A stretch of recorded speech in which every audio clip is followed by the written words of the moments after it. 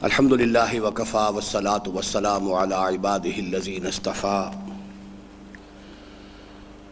خصوصاً علی افضلہم وخاتم النبیین محمد الامین وعلی آلہ وصحبہ اجمعین اما بعد فاعوذ باللہ من الشیطان الرجیم بسم اللہ الرحمن الرحیم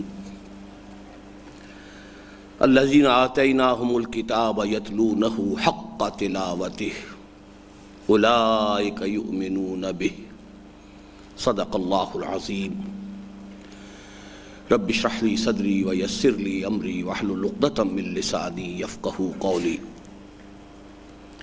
اللہم ربنا الہمنا رشدنا واعذنا من شرور انفسنا اللہم ارنا الحق حقا وارزقنا اتباعہ وارنا الباطل باطلا وارزقنا اجتنابہ اللہم ارحمنا بالقرآن العظیم واجعلہ لنا اماما ونورا وہدا ورحمہ اللہم ذکرنا منہ ما نسینا وعلمنا منہ ما جہلنا وارزقنا تلاوتہ آناء اللیل وآناء النہار واجعلہ لنا حجتا یا رب العالمین آمین۔ اللہ کے نام سے اس سال کے مطالعہ لٹریچر کا ہم آغاز کر رہے ہیں۔ اگرچہ اس سے قبل غالباً کوئی ایک آدھ کلاس ہو چکی ہے اور وہ اسی کتاب سے متعلق تھی، لیکن چونکہ ہماری اصل حاضری جو ہے اب اصل میں مکمل ہوئی ہے، لہذا یوں سمجھیے کہ آج ہی سے در حقیقت ہم اپنے اس کورس کا آغاز کر رہے ہیں، مطالعہ لٹریچر کی حد تک۔ ہمارا یہ ایک سالہ کورس کافی عرصے سے چل رہا ہے، اور واقعہ یہ ہے کہ اس میں میں نے خود ذاتی طور پر بہت کم حصہ لیا ہے۔ گزشتہ سال البتہ میں نے اس میں کسی قدر پابندی کے ساتھ کچھ وقت دیا ہے، اور اس سال کے بارے میں چونکہ میرا یہ وعدہ تھا اور اس کا میں نے بارہا اعلان کیا ہے، اور وہ ارادہ اب بھی قائم ہے، اللہ تعالیٰ اس کو پورا کرانے والا ہے کہ میں اس میں خصوصی توجہ کے ساتھ اپنا وقت صرف کروں گا۔ لہذا میں نے ایک مستقل آئٹم اپنے ذمے لے لیا ہے، مطالعہ لٹریچر۔ اس حوالے سے انشاءاللہ تعالیٰ یہ خدمت جو ہے میں سر انجام دوں گا۔ اس میں صرف چونکہ میری کچھ آمد و رفت کا سلسلہ رہتا ہے، تو میں نے اور لطف الرحمان صاحب نے آپس میں یہ ارینج کر لیا ہے کہ وہ ایک ہی وقت ہے کہ جس میں ان کی کلاس بھی ہے منتخب نصاب کی، اور یہ اسی وقت میں میرا یہ مطالعہ لٹریچر کا پیریڈ ہوگا۔ جب میں نہیں ہوں گا وہ لیں گے، اور جب بھی میرے لیے ممکن ہوگا اس کلاس کو میں لیتا رہوں گا۔ اس لیے آپ اس کے بارے میں نہ رکھیے گا کہ چونکہ دن جو ہیں وہ بدھ یا جمعرات یا منگل یا بدھ میرے لیے فکس ہیں تو شاید انہی دنوں میں میرا آنا ہوگا۔ اسی وقت میں ہفتے کے کسی بھی دن میں انشاءاللہ حاضر ہوتا رہوں گا۔ ہماری اس وقت جو بھی ایک تحریک ہے جو اللہ کے فضل و کرم سے تنظیم اسلامی کے سالانہ 20ویں سالانہ اجتماع کے موقع پر بعض اعتبارات سے کچھ زیادہ نمایاں ہوئی ہے، پھر تحریک خلافت کے عنوان سے بھی ایک خاصا بڑا جلسہ ہم نے کیا ہے۔ اس سب کا نقطہ آغاز جو ہے وہ 1965-66 سے میری ایک ذاتی کاوش سے ہوا ہے۔ میں اس سے پہلے کی اپنی کوئی داستان اس وقت دہرانا نہیں چاہتا۔ 1965 میں اصل میں منتقل ہوا دوبارہ منٹگمری، جو اب ساہیوال کہلاتا ہے، وہاں سے لاہور، اور اسی ارادے کے ساتھ کہ اب دین کی خدمت کا جو کام بھی ذاتی سطح پر بن آئے اپنے طور پر کرنا ہے، اب بزرگوں کے انتظار میں زیادہ اور دیر میں صرف نہیں کر سکتا۔ تو اس کے حوالے سے میں عرض کر رہا ہوں کہ 3 میری تحریریں ہیں جو فنڈامنٹل ہمارے اس پورے کام کے لیے اہمیت کی حامل ہیں۔ تحریک کے اعتبار سے تحریک جماعت اسلامی ایک تحقیقی مطالعہ، یہ میں نے سن 66 میں شائع کی، اگرچہ میری تحریر وہ ہے سن 56 کی، جبکہ میں ابھی جماعت اسلامی کا رکن تھا۔ اس وقت جماعت اسلامی میں داخلی طور پر پالیسی کے بارے میں ایک اختلاف رائے ہوا تھا، تو تو ایک پارٹی ورکر کی حیثیت سے، ایک رکن کی حیثیت سے، جو اس وقت تصور بھی نہیں کر سکتا تھا کہ وہ اس جماعت سے کبھی علیحدگی بھی اختیار کر سکتا ہے، اس کو اپنا معاملہ سمجھتے ہوئے، جیسے کہ ایک سیلف اسیسمنٹ ہوتا ہے یا سیلف کرٹیسزم ہوتا ہے، تو میں نے وہ تحریر جو ہے وہ سپرد قلم کی تھی. لیکن ظاہر بات ہے کہ اس میں چونکہ تنقید کا پہلو تھا تو میں نے اس کو شائع نہیں کیا، اگرچہ جماعت سے تو علیحدگی میری سن 57 میں ہو گئی، اپریل 57 میں، لیکن میرا یہ ایک اصول ہے کہ کوئی تخریب اگر تو کسی تعمیر کے لیے لازم ہے تو وہ ضروری ہوتی ہے. گفت رومی ہر بنائے کوہنا کا آباداں کنند، تو نہ دانی اولا تعمیر را ویراں کنند. یعنی یہ کہ اگر کوئی عمارت ہے اور وہ غلط ہے، بہت بوسیدہ ہو گئی ہے، نئی بنانی ہے تو اسے گرانا پڑے گا. لیکن یہ کہ اس کے بغیر اگر ارادہ نہیں ہے کوئی نئی تعمیر کا تو پھر کسی بھی درجے میں تنقید اور تعمیر اور تخریب جو ہے وہ درست نہیں ہے. تو جب تک میں نے فیصلہ نہیں کر لیا کہ اب اپنی ذاتی حیثیت میں کھڑے ہو کر کام کرنا ہے، اس وقت تک میں نے اس کتاب کو شائع نہیں کیا. 65 میں منتقل ہوا ہوں اس فیصلے کے ساتھ کہ اب اس کام کو لے کر چلنا ہے، جو بھی بساط ہے اپنی اور جو بھی صلاحیت ہے، جو بھی استعداد اللہ نے دی ہے اس کے مطابق. تو 66 میں پہلی کتاب جو شائع کی میں نے وہ تحریک جماعت اسلامی ایک تحقیقی مطالعہ ہے. لیکن یہ گویا کہ میرا ماضی تھا کہ میری کس تحریک کے ساتھ میرا تعلق رہا تھا، اس کا صغرا کبرا کیا تھا، اس کے کتنے حصے کو میں صحیح سمجھتا ہوں، اس میں میرے نزدیک کہاں غلطی ہوئی ہے، یہ گویا کہ میرے ماضی سے متعلق چیز تھی. اب جو کام میرے پیش نظر تھا اس کے اعتبار سے دو نہایت مختصر لیکن بہت بنیادی تحریریں جو میری قلم سے نکلیں، ان میں سے ایک یہ ہے مسلمانوں پر قرآن مجید کے حقوق، جس کا کہ ہم نے مطالعہ آپ حضرات پہلے شروع کر چکے ہیں لیکن اثر نو پھر آج ہمیں کرنا ہے. اور ایک اس سے بھی مختصر، اسلام کی نشت ثانیہ کرنے کا اصل کام. تاریخی اعتبار سے وہ مقدم ہے. سن 66 میں تحریک جماعت اسلامی شائع ہوئی، سن 67 میں اسلام کی نشت ثانیہ کرنے کا اصل کام، اور سن 68 میں یہ چیز وجود میں آئی ہے. تو یہ در حقیقت ایک تاریخی پس منظر ہے. میں نے اس کے سامنے آپ کے سامنے اس لیے بیان کر دیا ہے کہ معلوم ہو کہ ہر چیز جو ہے وہ اپنے ایک بیک گراؤنڈ میں آپ کے ذہن میں آ جائے. اس کتابچے کا بھی ایک پس منظر ہے خاص کہ یہ عنوان میرے ذہن میں کیوں آیا. آپ کو یاد ہوگا کہ یہ صدر ایوب صاحب جو ہمارے ہاں ہوتے تھے، فیلڈ مارشل ایوب خان، ان کا یہ اقتدار کا کچھ آخری دور تھا. سن 69-70 میں آ کر تو ظاہر بات ہے کہ ان کی حکومت ختم ہی ہو گئی تھی. بڑی زبردست عوامی تحریک 69 میں چلی ان کے خلاف. یہ 68 کی بات ہے کہ اس وقت نزول قرآن مجید کو 1400 سال مکمل ہوئے تھے، آغاز نزول قرآن مجید کو.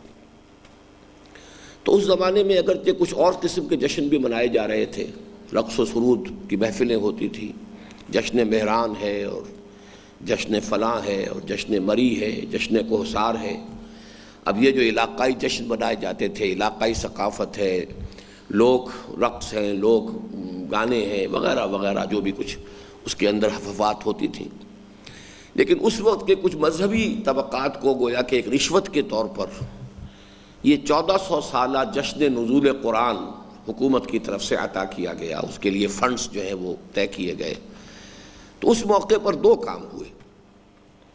ایک تو یہ کہ پہلی بین الاقوامی قرات کانفرنس جو ہے پاکستان میں منعقد ہوئی اور مصری قراء آئے اور بہت ہی بڑے پیمانے پر، اگرچہ اس سے پہلے بھی بعض مصری قراء پاکستان آ چکے تھے، لیکن یہ کہ واقعہ یہ ہے کہ پہلی مرتبہ اسی موقع پر مصری قراءات سے اہل پاکستان جو ہیں وہ روشناس ہوئے ہیں، متعارف ہوئے ہیں.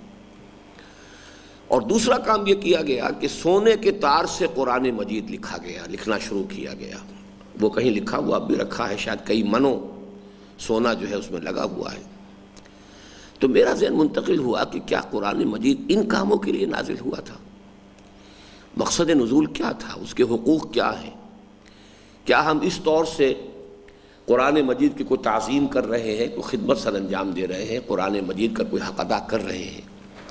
اس کے حوالے سے جب ذہن نے کام کرنا شروع کیا کہ اصلاً قرآن مجید کے حقوق ہم پر کیا ہیں، تو جو چیزیں میرے سامنے آئیں وہ پھر میں نے 2 اپنے جمعوں کی تقریروں میں پہلے ان کو بیان کیا، مسجد خضرا سمن آباد لاہور میں، پھر یہ کہ متعدد مقامات پر میں نے وہ تقاریر کی، پھر اس کو مرتب کیا، تو یہ کتابچہ جو ہے وجود میں آیا ہے۔ لیکن اس کتابچے کو جو اللہ تعالیٰ نے قبولیت عام عطا کی ہے، میں اس کی چند شواہد آپ کے سامنے رکھنا چاہتا ہوں، اور وہ اس لیے کہ جن لوگوں نے بھی اس کے ضمن میں کچھ خدمت سر انجام دی ہے، ہمارے اس پروگرام کی ریکارڈنگ ہو رہی ہے تو ان کے نام بھی محفوظ ہو جائیں، اور ان کے لیے جب بھی کوئی شخص اس پروگرام سے مستفید ہو تو ان کے لیے دعائے خیر کرے۔ اس کتابچے کا انگریزی ترجمہ کیا پروفیسر محمد ابراہیم مرحوم نے۔ یہ ہیلی کالج آف کامرس کے اندر ہیڈ آف دی ڈپارٹمنٹ تھے انگلش کے، اور بغیر مجھے بتائے، بغیر میری اطلاع کے پورا ترجمہ کیا، پھر اس کی خود ٹائپ سیٹنگ کروائی، اس کی پروف ریڈنگ کی، اور بتایا کہ میں نے یہ سارا کام کر لیا ہے، اب آپ اس کتاب کو شائع کر دیجیے۔ تو واقعہ یہ ہے کہ میرے دل پر بڑا گہرا اثر ہوا، ورنہ تو یہ ہے کہ ترجمے کرانے کے لیے بڑی محنتیں کرنی پڑتی ہیں، قیمتیں دینی پڑتی ہیں، محنتانے ادا کرنے پڑتے ہیں۔ بالکل والنٹیرلی انہوں نے یہ کام کیا، اور بڑی خاموشی کے ساتھ پریس میں جا کر گھنٹوں بیٹھے رہنا اور اس کی ٹائپ سیٹنگ اور اس کی کریکشن کروانا، یہ سارا کام انہوں نے کیا ہے۔ بہت نیک انسان تھے، اللہ تعالیٰ انہیں اس کا اجر و ثواب عطا فرمائے۔ تو انگریزی کا ترجمہ انہوں نے کیا۔ اس کا جو عربی ترجمہ ہے، یہ انگریزی ترجمہ اب جو ہے اس عنوان سے اب شائع ہو رہا ہے، دی obligations Muslims O to the قرآن۔ اس کے علاوہ یہ نہ معلوم اور کہاں کہاں سے مختلف عنوانات کے تحت شائع ہو رہا ہے۔ دی بک اینڈ دی ریڈر، اس عنوان سے یہ طاہا پبلیکیشنز والوں نے لندن سے شائع کیا ہے۔ کیونکہ ہماری طرف سے تو کھلی اجازت ہے کہ ہماری کسی کتاب کے اوپر کوئی ہمارے حقوق نہیں ہے، بلکہ یہ تو چونکہ دین کے لیے اور دین کی خدمت کے لیے ہے، تو لہٰذا جو شخص چاہے اسے شائع کرے، مفت تقسیم کرے، بیچے، جو چاہے کرے۔ لہذا مختلف جگہوں سے یہ کتابیں جو ہیں وہ شائع ہو رہی ہیں۔ اس کی عربی ترجمہ جو شائع ہوا، ماذا یجب علی المسلمین تجاہ القرآن، اس کا بھی ایک خاص پس منظر ہے، اسے بھی میں ریکارڈ پر لے آنا چاہتا ہوں۔ مولانا صہیب حسن صاحب ہیں جو آج کل لندن میں مقیم ہیں، اور جو سلفی تحریک ہے اس وقت کافی زور شور کے ساتھ انگلستان میں ان کا کافی کام ہے، محنت ہے، تو اس کو یوں کہا جا سکتا ہے کہ اس کے سب سے نمایاں وہاں پہ آدمی ہے اس وقت۔ سعودی عرب کا جو ادارہ ہے اس کے وہ انچارج ہیں وہاں۔ تو وہ اس زمانے میں ابھی انہوں نے مدینہ یونیورسٹی سے فارغ التحصیل ہونے کے بعد دارالافتاء کی طرف سے انہیں پہلا اسائنمنٹ ملا تھا کہ وہ ایسٹ افریقہ میں مبلغ کی حیثیت سے کام کر رہے تھے۔ سالانہ تعطیلات میں آیا کرتے تھے پاکستان، وہ آئے تو میرے چھوٹے بھائی سے ملنے آئے، اس لیے کہ دور سے ہماری ان سے ساتھ ایک عزیز داری بھی ہے۔ تو ان کے دفتر میں یہ کتابچہ پڑا ہوا تھا، کراچی کی بات ہے یہ، تو وہ اٹھا کر لے گئے۔ ان کا کہنا یہ ہے کہ میں بس میں بیٹھا صدر کراچی سے، اور فیڈرل بی ایریا تک پہنچنا تھا انہیں، جہاں کہ ان کا گھر تھا، جہاں جانا تھا انہیں، تو وہاں تک میں نے وہ کتابچہ پڑھ لیا، اور میں نے اپنے دل پر اس کا جو اثر محسوس کیا، تو مجھے احساس ہوا کہ کوئی شے اگر مولوی کے دل پر اثر کر سکتی ہے، یہ ان کے الفاظ ہیں، ورنہ میں یہ الفاظ خود کبھی نہ کہتا، یہ ان کے الفاظ جو کوٹ کر رہا ہوں، کیونکہ وہ عالم دین تھے، فارغ التحصیل مدینہ یونیورسٹی کے۔ ظاہر بات ہے کہ ایک عالم دین کو کسی دوسری بات سے کوئی خاص تاثر لینے کا معاملہ جو ہے وہ کچھ آسان نہیں ہوا کرتا، کہ اگر ایک مولوی کے دل پر اتنا اثر ہو سکتا ہے جو میرے دل پر ہوا ہے، تو پھر یہ کہ ایک عام انسان کے لیے کتنی مفید ہوگی۔ خاموشی سے انہوں نے عربی ترجمہ کیا۔ اپنے اہتمام میں البعث الاسلامی ایک رسالہ نکلتا ہے لکھنؤ سے، مولانا سید علی میاں کی زیر نگرانی، 5 اقساط میں 5 پرچوں میں اس کے یہ 5 حقوق جو ہیں ایک ایک قسط کر کے شائع ہوئے۔ میرے علم میں بعد میں آیا، جبکہ البعث الاسلامی میں وہ چھپ بھی چکی تھی اقساط۔ ظاہر بات ہے کہ یہ کام بھی انہوں نے بالکل بغیر کسی معاوضے کے کیا ہے، والنٹیرلی کیا ہے، دین کی خدمت سمجھ کر کیا ہے۔ اسی طرح ایک روز میں بیٹھا ہوا تھا اپنے، جبکہ ہمارا ابھی انجمن خدام القرآن کا یہ سارا کمپلیکس جو ہے ابھی قائم نہیں ہوا تھا، ابھی مرکزی دفتر ہمارا تھا سمن آباد میں، 12 افغانی روڈ سمن آباد پر۔ تو اپنے دفتر میں تھا کہ ایک صاحب تشریف لائے، میرا ان سے کوئی تعارف نہیں تھا۔ انہوں نے اپنا تعارف خود کرایا کہ میرا نام ہے بشیر احمد، ڈاکٹر بشیر احمد، میں head of the department of Persian ہوں پنجاب یونیورسٹی کا، میں آپ کی اس کتاب کا یہ ترجمہ فارسی میں کر کے لایا ہوں۔ کوئی تعارف ان سے نہیں تھا، کوئی ان سے گفتگو نہیں تھی، میں ان سے سرے سے واقف نہیں تھا، لیکن یہ حقوق قرآن بر مسلمانان، بلکہ یہ کہ بعض جگہ پر تو اس کا برگردن مسلمانہ یہ بھی تھا ترجمہ پہلے شاید، یہ انہوں نے کیا ہے بالکل اپنے طور پر والنٹریلی، اس میں کسی اعتبار سے، جیسا کہ میں نے عرض کیا کہ کوئی میرا تو ان سے تعارف بھی نہیں تھا۔ اسی طریقے سے ہمارے ایک سندھی بھائی نے یہ ترجمہ کیا، ارباب علی چنو نے، یہ سندھی میں شائع ہو چکا ہے۔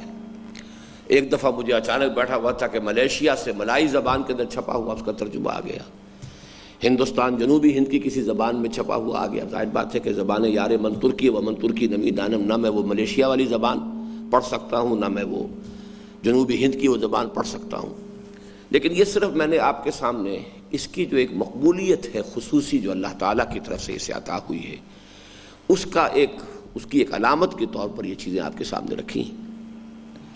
مزید یہ کہ ایک واقعہ ہے جو میں چاہتا ہوں کہ ریکارڈ پر آ جائے۔ میرے چھوٹے بھائی جدے میں اپنے کاروبار کے سلسلے میں مقیم تھے، اقتدار احمد مرحوم، تو ان کا جو وہاں پر سعودی جو ان کے پارٹنر تھے، ان کی شادی مصر میں ہوئی تھی، تو ان کے ان لاز میں سے آئے ہوئے تھے کوئی جنرل فتحی رزق، جو کبھی صدر ناصر صاحب کے بڑے دستے راست رہے تھے، اس کے بعد شاید کوئی اختلافات وغیرہ ہوئے، کیا معاملہ تھا مجھے زیادہ معلوم نہیں ہے۔ تو یہ عربی ترجمہ برادر اقتدار احمد مرحوم نے انہیں دیا کہ آپ دیکھیے، وہ انہوں نے پڑھا، اور اس کے بعد چند دن کے بعد دوبارہ ملاقات ہوئی تو ایک بڑی عجیب بات انہوں نے کہی کہ میں صرف یہ کہہ سکتا ہوں کہ جس شخص نے یہ کتاب لکھی ہے وہ کبھی گمراہ نہیں ہو سکتا، اور یہ میں سمجھتا ہوں کہ آج تک جو بھی مجھے ٹریبیوٹس ملے ہیں شاید ان میں سب سے بڑا ٹریبیوٹ یہی ہے۔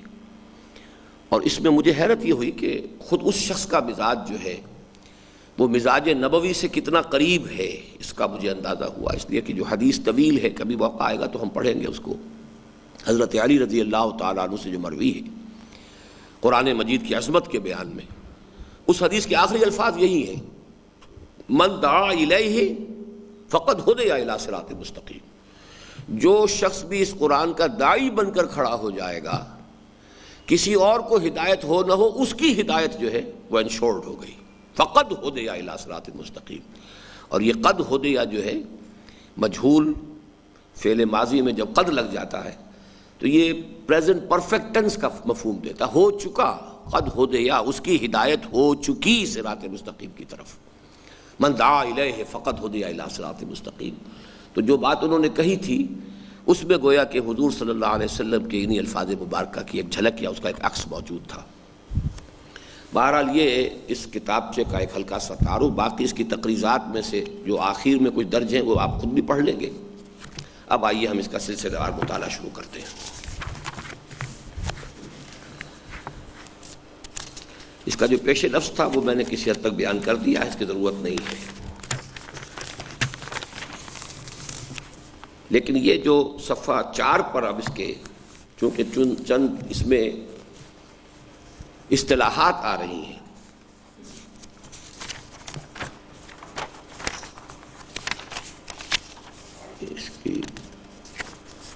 اس کی سیٹنگ غالباً اب ہمارے یہ ساتھی کچھ چینج کرتے چلے جا رہے ہیں، ورنہ میرا جو تھا پہلی جو عبارت اس میں ہوتی تھی وہ اب اس نئے اس میں شامل نہیں ہے۔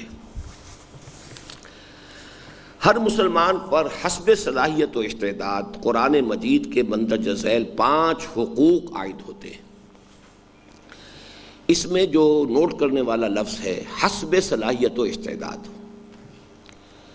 ظاہر بات ہے کہ اللہ تعالیٰ نے انسانوں کو جو پیدا کیا ہے تو سب انسان برابر صلاحیتوں کے حامل نہیں ہیں، فرق و تفاوت ہے، نہ ہر زن زنست و نہ ہر مرد مرد خدا پنج انگشت یکساں نہ کرد۔ تو جس شخص کے اندر جتنی اس نے صلاحیت اور استعداد رکھی ہے اتنا ہی وہ حساب لے گا، اور یہ اس کے علم میں ہے، چاہے وہ جینز کے اندر تھا، چاہے وہ انوائرمنٹ میں جو فیکٹرز تھے اس کے ڈیولپمنٹ میں، جو اس کی شخصیت کے لیے گیون فیکٹرز ہیں۔ اب ظاہر بات ہے میں ہوں، آپ ہیں، ہمیں جو جینز ملے ہیں اپنے والدین سے، آباء و اجداد سے، وہ ہمارا اپنا چوائس تو نہیں ہے، وہ تو اللہ تعالیٰ کی طرف سے چلے آ رہے ہیں۔ اسی طرح کون کس ماحول میں پیدا کیا گیا ہے، اسے کس قسم کے بچپن میں، اس کے بعد جو حالات جو ہیں اس کے اندر اس کی پرورش ہوئی ہے، یہ بھی اس کے لیے اس کے چوائس میں نہیں ہے، اس کے لیے گیون ہے۔ ان تمام چیزوں سے انسان کی ایک شخصیت بنتی ہے، اس کی کچھ صلاحیتیں جو ہیں وہ ترتیب پاتی ہیں۔ پھر یہ کہ اللہ تعالیٰ کی طرف سے ہر انسان کو ایک آزاد ارادہ بھی دیا گیا ہے۔ یہ آزاد ارادہ ظاہر بات ہے کہ ان چیزوں کے اندر ہی وہ اپنا جولانی دکھا سکتا ہے۔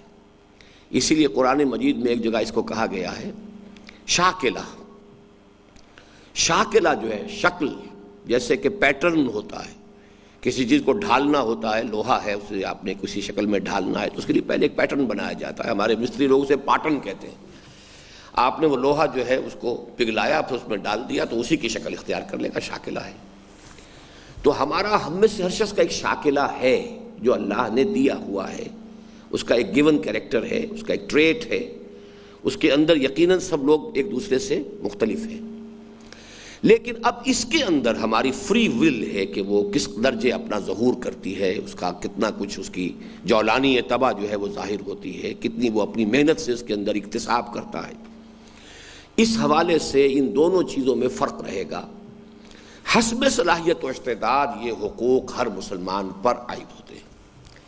البتہ اس میں ذرا ایک ٹریپ بھی ہے، اور وہ ٹریپ یہ ہے کہ بسا اوقات انسان دینی معاملات میں اپنے آپ کو ایبسالو کرنے کے لیے، بری کرنے کے لیے کہہ دیتا ہے میرے اندر تو صلاحیت نہیں ہے، جبکہ ہمیں نظر آ رہا ہوتا ہے کہ دنیا میں اس کی صلاحیت ظاہر ہو رہی ہے، پروفیشن میں شائن کر رہا ہے، کاروبار میں خوب کامیاب جا رہا ہے، اور دنیاوی معاملات میں بڑا سوجھ بوجھ کا مظاہرہ کر رہا ہے، سب کچھ ہے۔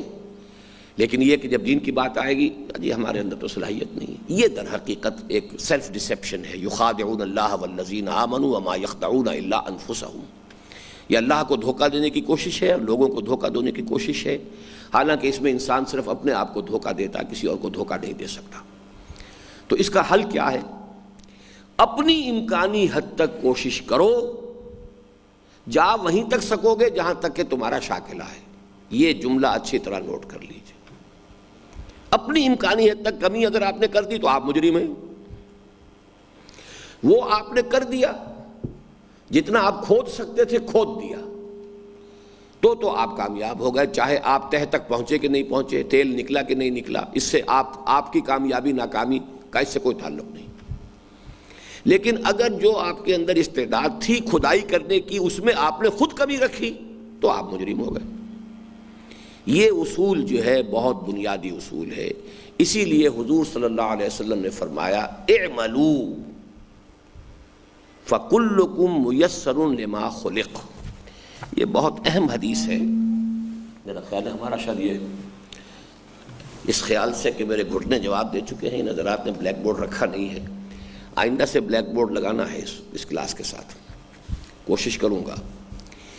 اعملوا، محنت کرو، کوشش کرو، جد و جہد کرو، فَكُلُّكُمْ مُيَسَّرٌ لِمَا خُلِقَ، بہرحال میسر وہی کچھ آئے گا کہ جو تمہاری اس خلقت کے اندر ودیت ہو چکا ہے۔ اس سے آگے جس کو انگریزی میں کہتے ہیں one cannot outgrow his skin، آپ کتنے موٹے ہو جائیں، کتنے اپنے مسل ڈیولپ کر لیں، کتنی فیٹ اپنے اوپر چڑھا لیں، بہرحال یہ کھلڑی ہے اس کے تو اندر ہی رہیں گے، وہ کھلڑی پھیلتی جائے گی، کھال کے اندر تو رہنا ہے، اس سے باہر آپ نہیں نکل سکتے۔ تو اس ایک جملے کے حوالے سے یہ ذہن میں رکھیے کہ حسب صلاحیت و استعداد کی وجہ سے کوئی شخص اپنے آپ کو بری نہ سمجھ لے یہ کہہ کے کہ میرے اندر تو صلاحیت نہیں ہے۔ اگر ہم ساری دنیاوی تعلیمات حاصل کر سکتے ہیں، یہاں کی اچیومنٹس جو ہیں وہ ہماری نمایاں ہو رہی ہیں، چاہے وہ کاروبار میں ہے، پروفیشنز میں ہے، کسی اور چیز میں ہے، تو کیوں نہیں ہم وہی ساری صلاحیتیں جو ہیں اس دین کے کام میں لگا کر اور اس سے امید کریں کہ اس سے اس کے نتائج برآمد ہوں گے۔ اچھا، وہ 5 حقوق کیا ہیں؟ نمبر 1 ایمان و تعظیم۔ اس کے بارے میں تفصیلی بحث تو بعد میں ہوگی کہ ایمان سے مراد کیا ہے، تعظیم سے مراد کیا ہے، لیکن یہاں تعظیم کا ایک مفہوم ذہن میں رکھ لیجئے۔ ایک تعظیم کے معنی اردو میں ہم لیتے ہیں کسی کی تعظیم کرنا، ٹو شو ریسپیکٹ ٹو ہم۔ ایک جو اصل مفہوم عربی زبان میں تعظیم کا ہے، to hold something in high esteem, اس کو عظیم سمجھنا کہ اس کے اندر عظمت ہے، اس کے اندر بہت قدر و قیمت ہے۔ تو ایک ہے کسی کے لیے رسپیکٹ، تعظیم، یہ بھی صحیح ہے، اس کا مفہوم آئے گا، لیکن یہ ہے کہ یہاں جو مفہوم یہ آیا ہے وہ یہ ہے کہ اگر صحیح معنی میں ہمیں ایمان حاصل ہو جائے، یقین حاصل ہو جائے کہ یہ اللہ کی کتاب ہے، تو پھر اس کا جو مقام اور مرتبہ ہماری نگاہوں میں ہوگا، پھر اس کی جو قدر و قیمت ہماری نگاہ میں ہوگی، ظاہر بات ہے کہ اسی کی مناسبت سے پھر آدمی اس کے لیے محنت کرتا ہے۔ اگر آدمی کو معلوم ہو کہ یہاں سے تیل برآمد ہو سکتا ہے تو لاکھوں کروڑوں ڈالر جو ہیں وہ اس کی جو ہے ڈرلنگ پر اور انویسٹیگیشن کے اوپر خرچ کرتے ہیں لوگ، اس لیے کہ توقع ہے کہ یہاں سے کچھ نکلے گا۔ اگر یہ توقع ہی نہیں ہے تو ظاہر بات ہے کہ اس پہ کوئی محنت صرف نہیں کرے گا، پیسہ نہیں خرچ کرے گا۔ تو ایمان کے ساتھ جو براہ راست پروپورشنل شے ہے وہ تعظیم ہے۔ جتنا گہرا ایمان ہوگا کہ یہ اللہ کی کتاب ہے، اللہ کا کلام ہے، اتنی ہی اس کی عظمت جو ہے وہ ہم پر منکشف ہوگی، اور اسی کے حوالے سے پھر اس کے لیے وقت، صلاحیت، محنت، ذہانت کا صرف کرنا ہمارے لیے آسان ہوگا۔ دوسرا حق ہے تلاوت و ترتیل، اس پر بھی تفصیل سے گفتگو بعد میں ہوگی، یعنی اسے انسان پڑھے جیسے کہ پڑھنے کا حق ہے۔ تیسرا حق ہے تذکر و تدبر، یعنی انسان اس کو سمجھے جیسے کہ سمجھنے کا حق ہے۔ چوتھا حق ہے حکم و اقامت، یہ خاصی ثقیل اصطلاحات ہے قرآن مجید کی۔ حکم کے معنی ہوتا ہے کوئی رائے دینا، رائے بنانا، فیصلہ کرنا۔ جب آپ کو فیصلہ کرتے ہیں تو پہلے خود ایک رائے قائم کرتے ہیں، ہماری رائے قرآن کے بالکل ساتھ ہم آہنگ ہو جائے، باطنی طور پر ذہنی کیفیت یہ ہو کہ ہم وہی کچھ سوچ رہے ہوں جو قرآن سوچ رہا ہے یا قرآن جو ہمارے سامنے رکھ رہا ہے، ایک ہم آہنگی، حکم بالقرآن۔ اور پھر اقامت قرآن جو ہے وہ ہے کہ اس کے ایک نظام کی حیثیت سے اسے قائم کیا جائے۔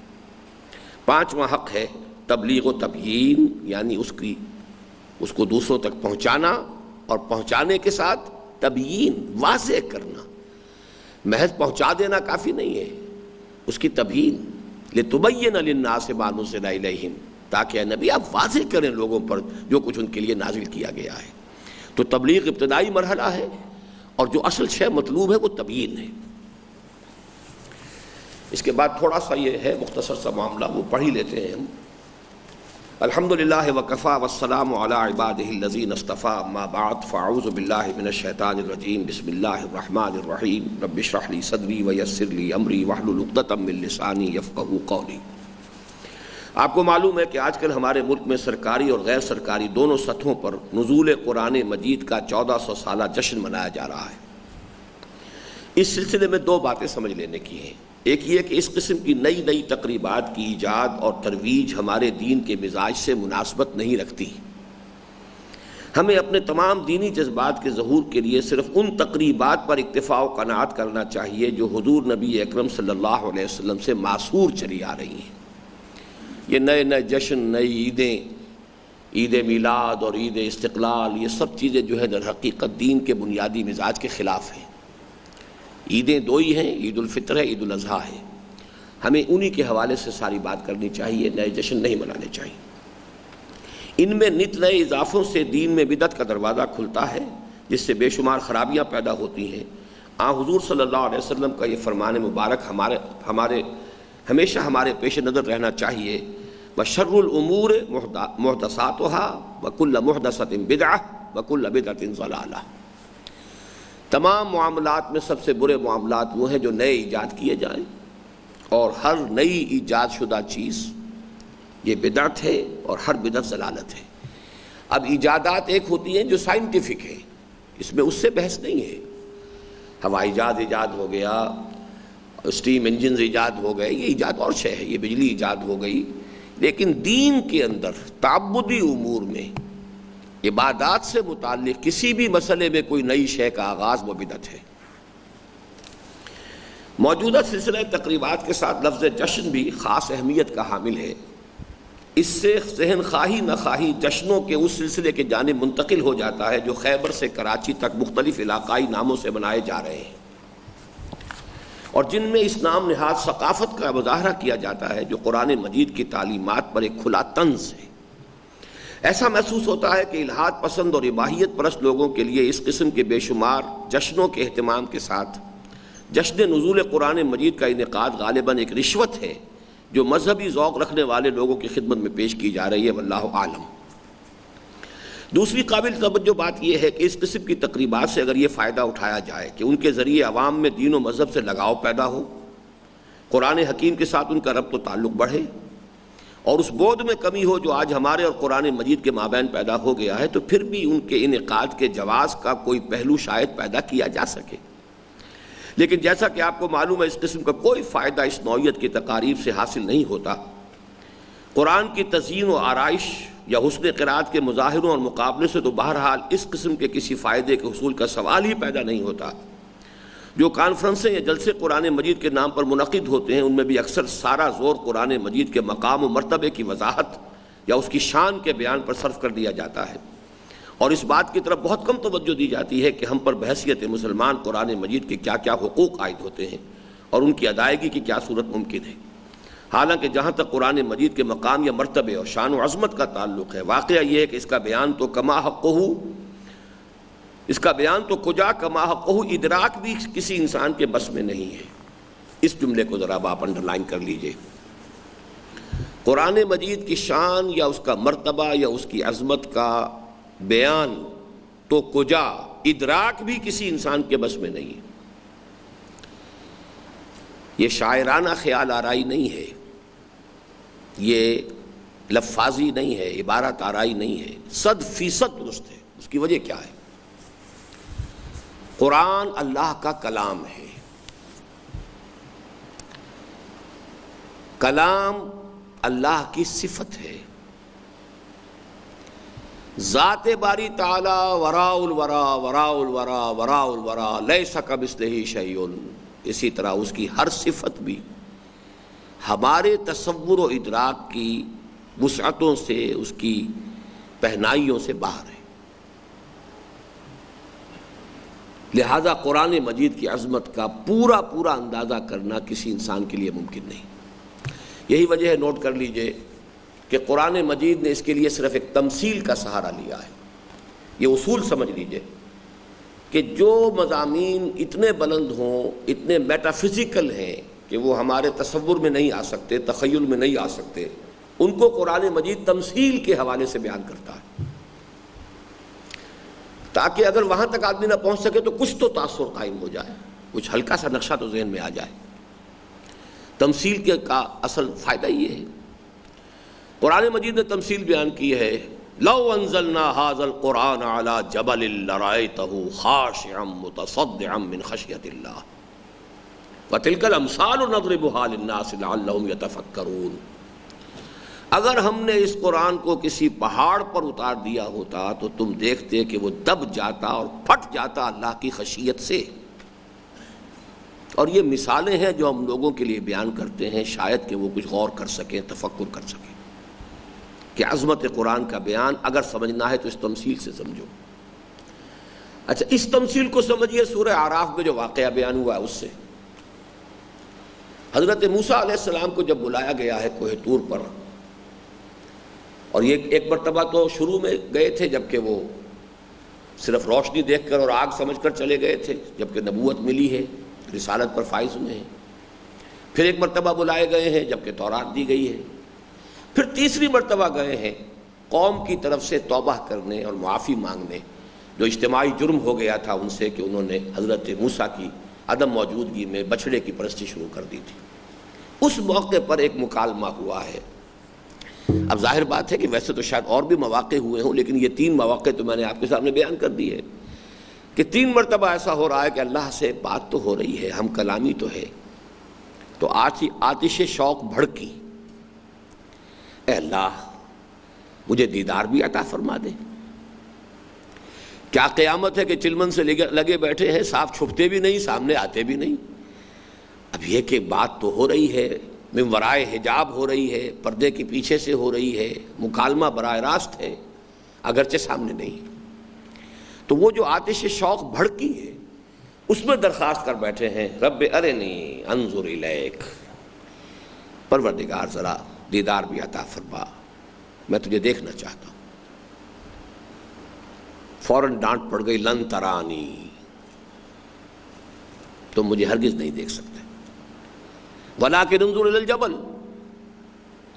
ذرا اس پہاڑ کی طرف نگاہ کرو، فَإِنِ اسْتَقَرَّ مَكَانَهُ فَسَوْفَ تَرَانِي، میں اپنی ایک تجلی اس پر ڈالوں گا، اگر وہ اس کو جھیل جائے تو سمجھنا کہ تم بھی دیکھ سکو گے مجھے۔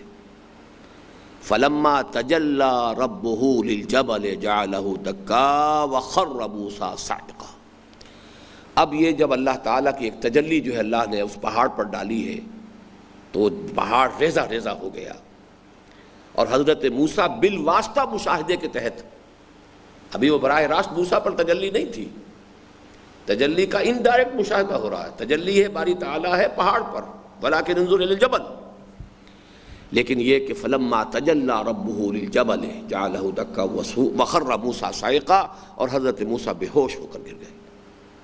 اب یہ ہے وہ واقعہ جو پیش آیا کہ اللہ تعالیٰ کی ذات کی ایک ادنا تجلی کا اثر پہاڑ پر یہ ہوا ہے کہ وہ ریزہ ریزہ ہو گیا اور پھٹ گیا، تو بالکل اسی طرح سمجھ لو کہ اللہ کے کلام کی تاثیر بھی وہی ہے۔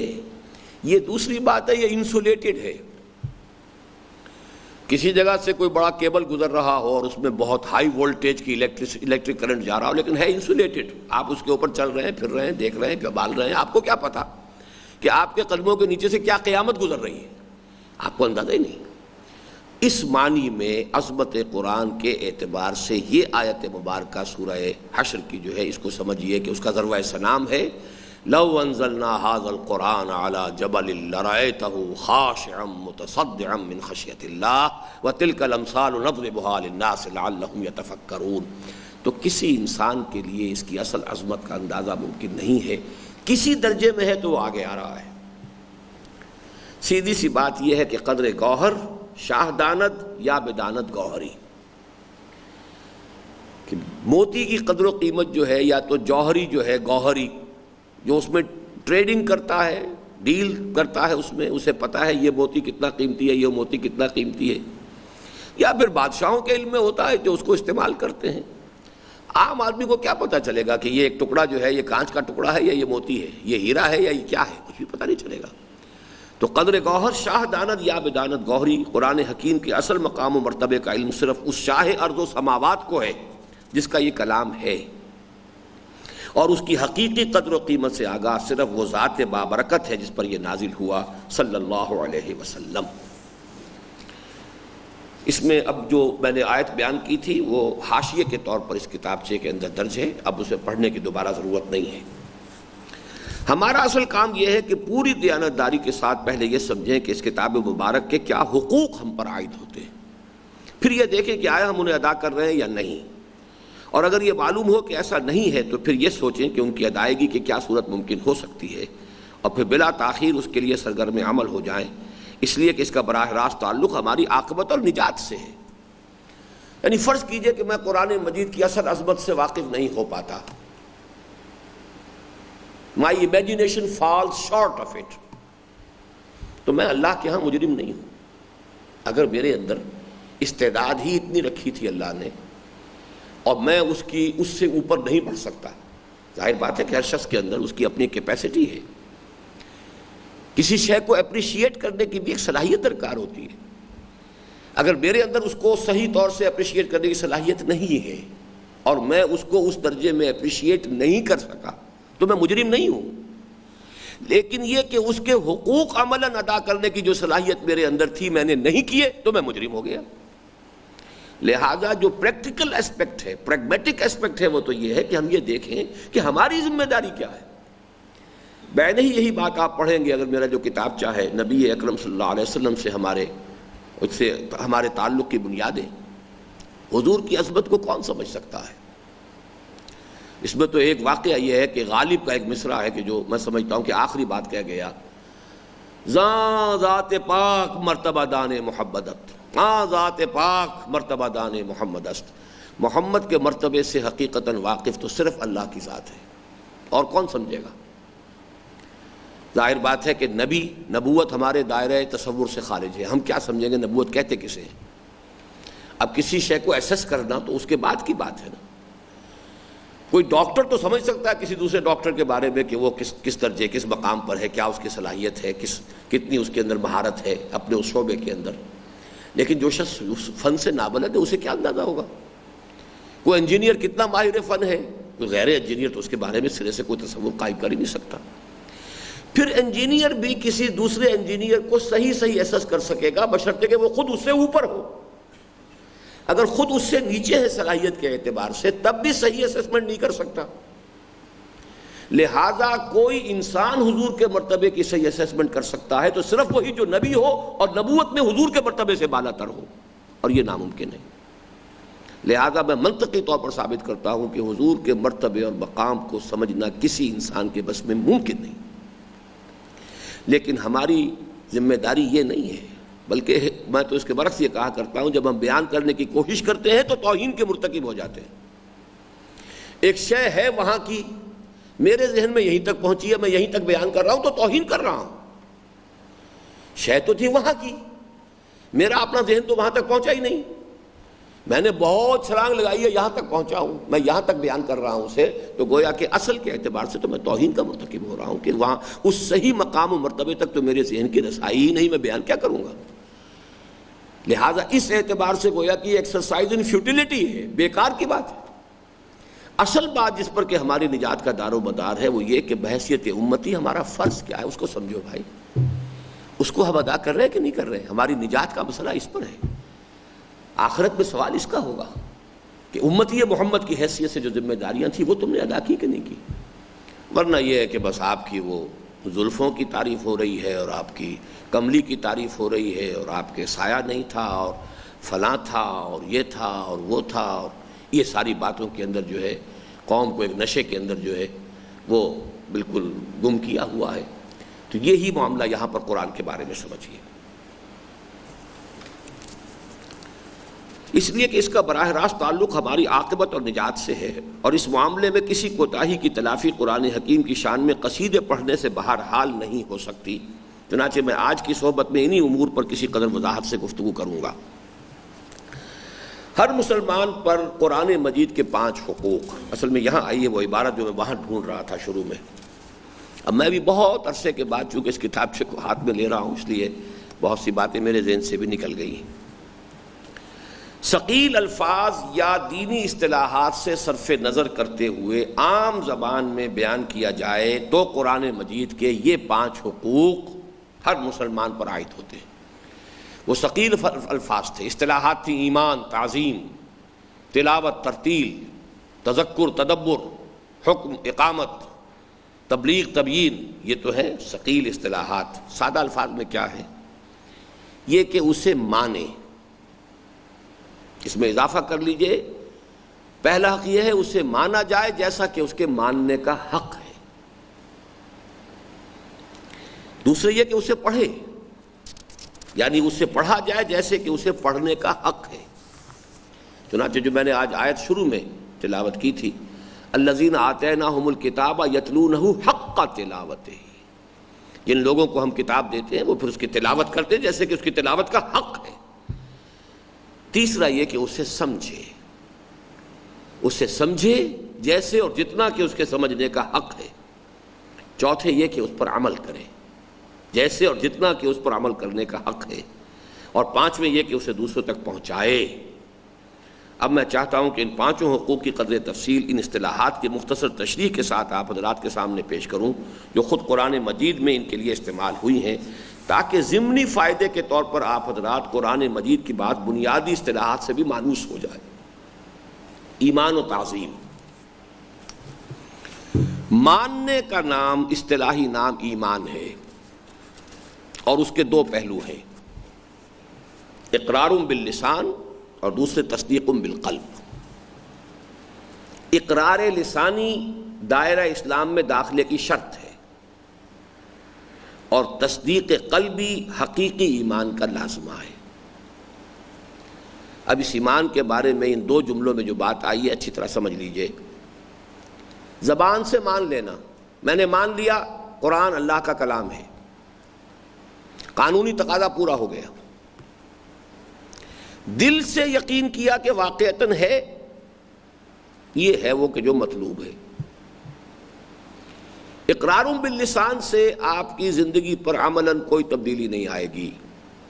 تبدیلی آئے گی تو دلی یقین والے ایمان سے آئے گی، ورنہ نہیں آئے گی۔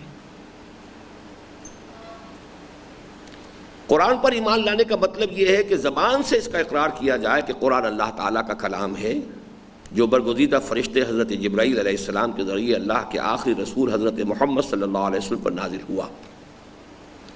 اس اقرار سے انسان دائرہ اسلام میں داخل ہو جاتا ہے، لیکن حقیقی ایمان اسے اس وقت نصیب ہوتا ہے جب ان تمام امور پر ایک پختہ یقین اس کے قلب میں پیدا ہو جائے۔ اور یہ ہے اگلا جملہ جو اہم ہے، اور پھر ظاہر ہے کہ جب یہ صورت پیدا ہو جائے گی تو خود بخود قرآن کی عظمت کا نقش قلب پر قائم ہو جائے گا، اور جوں جوں قرآن پر ایمان بڑھتا جائے گا اس کی تعظیم و احترام میں بھی اضافہ ہوتا چلا جائے گا۔ گویا ایمان و تعظیم لازم و ملزوم ہے۔ یہ جو دو اصطلاحات ہم نے وضع کی تھی، ایمان و تعظیم، ایمان ماننا ہے کہ یہ اللہ کا کلام ہے، یہ ماننا جب اقرار باللسان سے اتر کر تصدیق بالقلب کی شکل اختیار کرتا ہے تو قرآن کی عظمت منکشف ہوتی ہے۔ شہنشاہ ارض و سما کا کلام ہے، میرے خالق اور مالک اور میرے رازق اور میرے الہ اور میرے معبود کا کلام ہے۔ اب اس سے اس کی عظمت کا نقش قلب پر قائم ہوگا۔ جتنا جتنا یہ یقین گہرا ہوتا جائے گا، جیسا میں نے شروع میں کہا تھا، اتنا ہی یہ جو عظمت کا نقش ہے اور بلند ہوتا چلا جائے گا۔ یہ بالکل سمجھیے کہ ایک ریسیپروکل معاملہ ہے۔ مجھے وہ ایک مصرع ذہن میں آ رہا ہے، ان کا غرور دیکھ کر ہو گئے خاکسار ہم، عرش کی یہ بلندیاں فرش کی پستیوں سے ہیں۔ ظاہر بات ہے کہ یہ دونوں چیزیں ریلیٹیو ہیں، پستی ہوگی تو بلندی کا تصور ہوگا نا۔ تو عرش کی یہ بلندیاں فرش کی پستیوں سے ہیں، ان کا غرور دیکھ کر ہو گئے خاکسار ہم۔ اس دوسرے مصرے کو آپ چھوڑ دیجئے، لیکن اس وقت صرف یہ کہ عرش کی یہ بلندیاں فرش کی پستیوں سے ہیں۔ جتنی گہرائی میں یقین اترتا چلا جائے گا کہ یہ اللہ کا کلام ہے، اتنی ہی عظمت جو ہے بلند سے بلند تر ہوتی چلی جائے گی۔ یہ ہے در حقیقت جو اس کو تصور کو میں دینا چاہ رہا ہوں۔ قرآن حکیم سے معلوم ہوتا ہے کہ قرآن پر ایمان سب سے پہلے خود نبی کریم صلی اللہ علیہ وسلم اور آپ کے ساتھی صحابہ کرام رضوان اللہ علیہم اجمعین لائے۔ آمن الرسول بما انزل الیہ من ربہ والمؤمنون۔ یہ ایک بہت لطیف، بہت مشکل اور بڑا فلسفیانہ پیچیدہ مسئلہ ہے۔ دیکھیے، حضور صلی اللہ علیہ وسلم کے بارے میں قرآن مجید مختلف مقامات پر کہتا ہے، ما کنت ترجو، اے نبی آپ کو تو کوئی امید نہیں تھی کہ کوئی نبوت ملے گی، کوئی رسالت ملنے والی ہے، کوئی قرآن نازل ہوگا، کچھ نہیں۔ آپ نے کہیں کسی خانقاہ میں تپسیائیں نہیں کی، کسی خانقاہ کے اندر جا کر کہیں تپسیا کر رہے ہوتے، ریاضتیں کر رہے ہوتے تو منتظر ہوتے کہ کبھی کوئی تجلی ہوگی، کبھی کوئی کچھ مجھے بھی ملے گا، کچھ بھی نہیں۔ ایک ایسا سلیب الفطرت انسان جس کا بچپن بڑی سختیوں میں گزرا ہے، افلاس میں، سختیوں میں، مشقت میں۔ حضور فرماتے ہیں کہ میں چند ٹکوں کے عوض قریش کی بھیڑیں بکریاں چرایا کرتا تھا، بے قراریت، چند ٹکوں کے عوض۔ یتیم کی حیثیت سے دنیا میں آئے ہیں۔ پھر یہ کہ جو کفالت کرنے والا شخص ابو طالب وہ نہایت قلاش تھے، دنیاوی اعتبار سے ان کے پاس کچھ نہیں تھا، تو خود حضرت حضور نے محنت مشقت کر کے سپورٹ کیا ابو طالب کی فیملی کو۔ جوانی میں آ کر البتہ اللہ نے ایک شکل پیدا کر دی ہے کہ حضرت خدیجہ رضی اللہ تعالیٰ عنہ سے شادی ہو گئی ہے، تو ایک سکون، اطمینان، سہولتیں حاصل ہو گئی ہیں۔ اب اس کے بعد کی پوری زندگی جو ہے وہ ایک تاجر، خوش خلق تاجر ہیں، امین ہیں، صادق ہیں۔ باقی کوئی اس طرح کا معاملہ نہ کبھی آپ نے کوئی شعر گوئی کی کوشش کی کہ کسی استاد کے پاس جا کر جو ہے وہ اس کی تعلیم اور اصلاح حاصل کر رہے ہوں، نہ کبھی آپ نے کسی مذہبی جو ہے شخصیت یا کسی راہب کے پاس جا کر جو ہے وہ کچھ اپنی روحانی، کچھ نہیں، قطعاً۔ ہاں یہ ضرور ہے جب 40 برس کی عمر کے لگ بھگ ہوئی ہے تو کچھ طبیعت اچاٹ سی ہو گئی ہے، خلوت گزینی کی ایک طبیعت کے اندر جو ہے ایک خواہش پیدا ہو گئی، اس میں کچھ غور و فکر شروع کیا ہے۔ اب یہ ہے سارا پس منظر 40 برس کا۔ اچانک ایک فرشتہ آ جاتا ہے، ہاؤ ڈڈ ہی ڈیسائیڈ کہ یہ فرشتہ ہے اور یہ کوئی بدروح نہیں ہے؟ کیوں شک نہیں ہوا؟ سب سے پہلی بات، سب سے بڑا امتحان اس قرآن کے بارے میں خود محمد کا ہوا ہے صلی اللہ علیہ وسلم۔ لوگوں نے تو یہی کہا کوئی جن آ گیا ہے، کوئی آصیب آ گیا ہے۔ عتبہ نے ایک دفعہ کہا بھی آ کر، بھتیجے، کیونکہ بزرگ تھا اپنے اس خاندان کے اندر، اگر واقعتاً کوئی ایسی ویسی بات ہے، کوئی سایہ وایا ہو گیا ہے تو مجھے بتاؤ، میرے بہت سے عامل لوگ ہیں، ان سے میرے تعلقات ہیں، میں جھاڑ پھونک کرا دوں گا تمہاری۔ یہ کیا ہوا ہے؟ تمہیں کیا نظر آیا ہے؟ کیا تمہیں بیٹھے بٹھائے؟ کچھ لوگوں نے کہا جیسے آج کل ہم کہتے ہیں کہ یہ بڑی چلہ کشی کر گئے تھے، کوئی چلہ الٹا پڑ گیا۔ یعنی یہ آخر چیزیں سوچیے، جو کچھ ہوتا ہے دنیا میں، اس لیے کہ آج ہمارا ذہن جو ہے اس کو اور سمجھیے آپ، بالکل ہماری ایک بچپن سے ایک تربیت ہوئی ہے، ایک نفسیاتی جو ہے ایک ہمارا رجحان بنا ہے، حضور کے ساتھ محبت، عظمت، حضور کی عقیدت، اس کا ایک نقش گہرا ہے۔ ہماری تو سوچ ہی اور ہے۔ اس وقت سوچئے نا، آج سے 1400 برس قبل جب یہ واقعہ ہوا ہوگا کہ یہ اچانک آیا ہے محمد صلی اللہ علیہ وسلم اور یہ کہتا ہے میرے پاس فرشتہ آیا ہے اور میرے پاس اللہ کا کلام آیا ہے۔ سخت ترین مرحلہ تھا یہ محمد رسول اللہ صلی اللہ علیہ وسلم کے لیے، اس کی پہچان کرنا کہ یہ واقعتاً کوئی بدروح نہیں ہے، ما تنزلت بہ شیاطین، وہ شیطان لے کر اس کو نازل نہیں ہوا ہے۔ اس کا اصل جواب کیا ہے؟ وہ ہے روح محمدی اور فطرت محمدی صلی اللہ علیہ وسلم۔ اصل جو پہچاننے والی شے ہے وہ میرے اور آپ کے اندر ہے۔ ایمان کی بحث میں سب سے اہم بحث یہ ہے، اور جس کو علامہ اقبال نے آج کل اپنے ریکنسٹرکشن کے جو خطبات ہیں ان میں بڑی وضاحت کے ساتھ پیش کیا ہے، کہ ایک ہے ایکسٹرنل ایکسپیرینس۔ میں نے اس گلاس کو ہاتھ لگایا، ٹھنڈا ہے، اس لیے کہ یہاں کوئی صلاحیت ہے جس سے کہ مجھے یہ کسی شے کے ٹھنڈے گرم ہونے کا احساس ہوتا ہے۔ میں نے کوئی چیز زبان پہ رکھی، میٹھی ہے یا کڑوی ہے یا پھیکی ہے یا جیسی بھی ہے، اس لیے کہ میرے اندر ہے وہ صلاحیت۔ اگر کسی وجہ سے میرے ہاتھ کو سن کر دیا گیا ہو تو اسے نہ ٹھنڈ کا پتہ لگے گا اور نہ اس کی گرمی کا پتہ لگے گا۔ کوئی یہاں بھی انستھیزیا ہے یا چاہے لوکل ہے چاہے جنرل ہے، کچھ پتہ نہیں چلے گا کوئی میٹھی چیز ہے کہ کڑوی شے ہے۔ اصل تو ہے در حقیقت ہمارے اپنے اندر جو شے کے بتاتی ہے کہ یہ ہے۔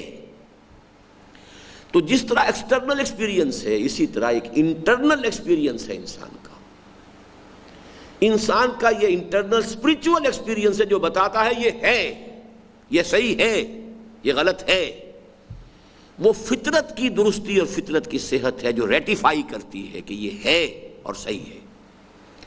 سب سے بڑی جو سمجھیے کہ پہلی آزمائش ہوئی ہے یا جو پہلا امتحان جس میں سے کہ حضور کامیاب ہو کر نکلے ہیں، وہ آپ کی اس روح محمدی یا فطرت محمدی صلی اللہ علیہ وسلم کا اس سلامتی پر قائم ہونا۔ ایک لحظے کے لیے بھی کوئی شک نہیں ہوا۔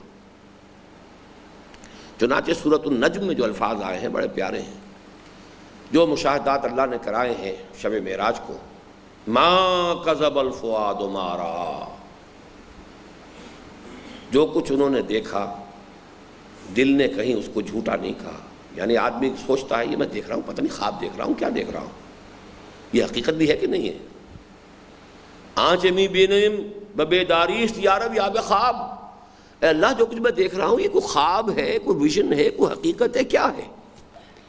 لیکن جب کسی انسان کے اندر اس کی وہ روح اس درجے تابناک ہو، بیدار ہو، چوکس ہو، ہوشیار ہو، وہ فوراً اس کا ادراک کرتی ہے کہ یہ صحیح ہے اور توثیق کرتی ہے کہ صحیح ہے۔ اس لیے کہ لفظ ایمان کے اصلی معنی تصدیق کے ہیں۔ آمنہ بے تصدیق کی، تو گویا کہ جو کچھ نازل ہوا محمد رسول اللہ صلی اللہ علیہ وسلم پر، آمن الرسول، رسول نے تصدیق کی ہے اس کی جو کچھ کے نازل کیا گیا اس پر۔ آمن الرسول بما انزل الیہ من ربہ والمؤمنون، اور پھر ان کے بعد اہل ایمان نے تصدیق کی ہے۔ تو یہ ایمان کی اس حقیقت کو اچھی طرح سمجھیے کہ یہ ہمارے اپنے اندر کی ہماری روح ہے کہ جو در حقیقت اس کو پہچانتی ہے کہ ایک ہی سورس ہے۔ میں اسے بعض اوقات اس حوالے سے بھی واضح کیا کرتا ہوں، ایک سمپیتھیٹک وائبریشن کا ایک کانسیپٹ ہے۔ سمپیتھیٹک وائبریشن، قرآن کو پڑھتے ہوئے اگر انسان یہ محسوس کرتا ہے کہ میرے اپنے اندر کوئی شے ہے جو اس کے ساتھ جھوم رہی ہے، اس کے اندر اس کے ساتھ ہی ہم آہنگی کے ساتھ ایک سمپیتھیٹک وائبریشن ہے، تو یہ ثبوت ہے اس کا کہ میری روح کی سورس اور اس قرآن کی سورس ایک ہے۔ اور یہی ایمان اور یقین کے لیے گویا کہ سمجھیے کہ یہ کارنر سٹون بنتا ہے پھر یور اون انٹرنل ایکسپیرینس۔ آپ کے اندر کی ایک شے نے گواہی دی ہے کہ ایسا ہے، یہ میری فطرت کے عین مطابق اور میری فطرت کے ساتھ پوری طرح ہم آہنگ ہیں۔ یہ ایمان پورے تصدیق قلب کے ساتھ تھا اور اس گہرے یقین پر مبنی تھا کہ یہ اللہ تعالیٰ کا کلام ہے۔ چنانچہ ایک طرف تو اس کی تعظیم و احترام کا گہرا نقش ان کے قلوب پر ثبت ہو گیا، اور دوسری طرف گہری محبت اور والہانہ عشق کا ایک تعلق اس کے ساتھ قائم ہو گیا۔ اب یہ دوسرے لفظ کا اضافہ ہو گیا، یا نوٹ کیجئے، عظمت اور محبت، یہ دو جدا چیزیں ہیں۔ عظمت، اس میں آپ کا ایکٹیو پارٹیسپیشن نہیں ہے، یہ ایک پیسیو اپریسیشن ہے۔ بڑی عظیم عمارت ہے، دیکھ رہے ہیں، اس کا آپ کا اس کے اندر پارٹیسپیشن نہیں ہے، پیسیولی آپ اس کو اپریشیٹ کر رہے ہیں۔ اگلا قدم ہے محبت، اب اس کی طرف اقدام ہوگا، اس کی طرف توجہ ہوگی، اس کی طرف التفات ہوگا، اس کی طلب پیدا ہوگی، اس کے حصول کا جذبہ بیدار ہوگا۔ تعظیم و احترام کا گہرا نقش قلوب پر ثبت ہو گیا، اور دوسری طرف گہری محبت اور والہانہ عشق کا ایک تعلق قائم ہو گیا۔ آگے ذرا سا حوالہ آئے گا کہ وہ عشق کس درجے تھا محمد رسول اللہ صلی اللہ علیہ وسلم کو کلام پاک سے۔ چنانچہ نبی کریم صلی اللہ علیہ وسلم کو نزول وحی کا شدت کے ساتھ انتظار رہتا تھا، اور آپ اس کے لیے بے چین رہتے تھے اور چاہتے تھے کہ وہی جلد جلد آیا کرے۔ پھر جب قرآن اترتا تھا تو آپ کمال شوق سے جلد از جلد اس کو یاد کر لینے کی کوشش کرتے تھے، حتیٰ کہ اللہ تعالیٰ نے آپ کو از راہ محبت و شفقت ان امور میں مبالغے سے منع فرمایا۔ چنانچہ ارشاد ہوا وَلَا تَعْجَلْ بِالْقُرْآنِ، اے نبی جلدی نہ کیجیے۔